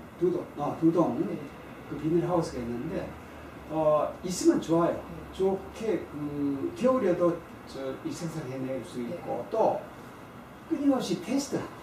그게 있는 거하고 없는 거하고 다르니까 끊임없이 자기 머리를 그렇죠. 노하우를 실험을 해야죠. 근데 이게 이제 꼭 있어야 되는 게 뭐냐면은 일부 사람들은 무슨 비닐하우스 하는 게 자연재배냐 뭐 이렇게 폄하한 사람 있는데 있어야 되는 게 뭐냐면 우리가 겨울에는 야채를 안 먹는 거 아니야. 그렇죠. 먹죠. 겨울에 야채 먹잖아. 그렇기 때문에 그러니까 우리 같은 경우에 뭐 별도로 뭐 인공 가온 이런 건 안 하지만 겨울에 조금 강한 배추라든지 이런 거는 그 정도 시설만 돼 있으면 가온하지 않고도 그 신선한 채소를 먹을 수 있다고. 그거 해야 되고 그 다음에 또 여름에도 우리가 그 한국 같은 거 장마가 지잖아요. 장마가 지면은 뭐 한 20일 한 달씩 비가 자주 온다고. 오게 되면은 그 우리가 그 이 좀 약한 채소, 상추니 뭐 이런 거 다 녹아버려요. 녹아버려요. 물이 너무 많으면. 그렇기 때문에 그때도 채소를 먹어야 될 거 아니에요. 그렇죠. 그러면은 그때 가려줘요. 비 가진 그 하우스에서 나온 그걸 먹고. 그러니까 그걸 이렇게 필요에 따라 활용을 해야지. 그걸 뭐 자연재배가 아니다. 들어는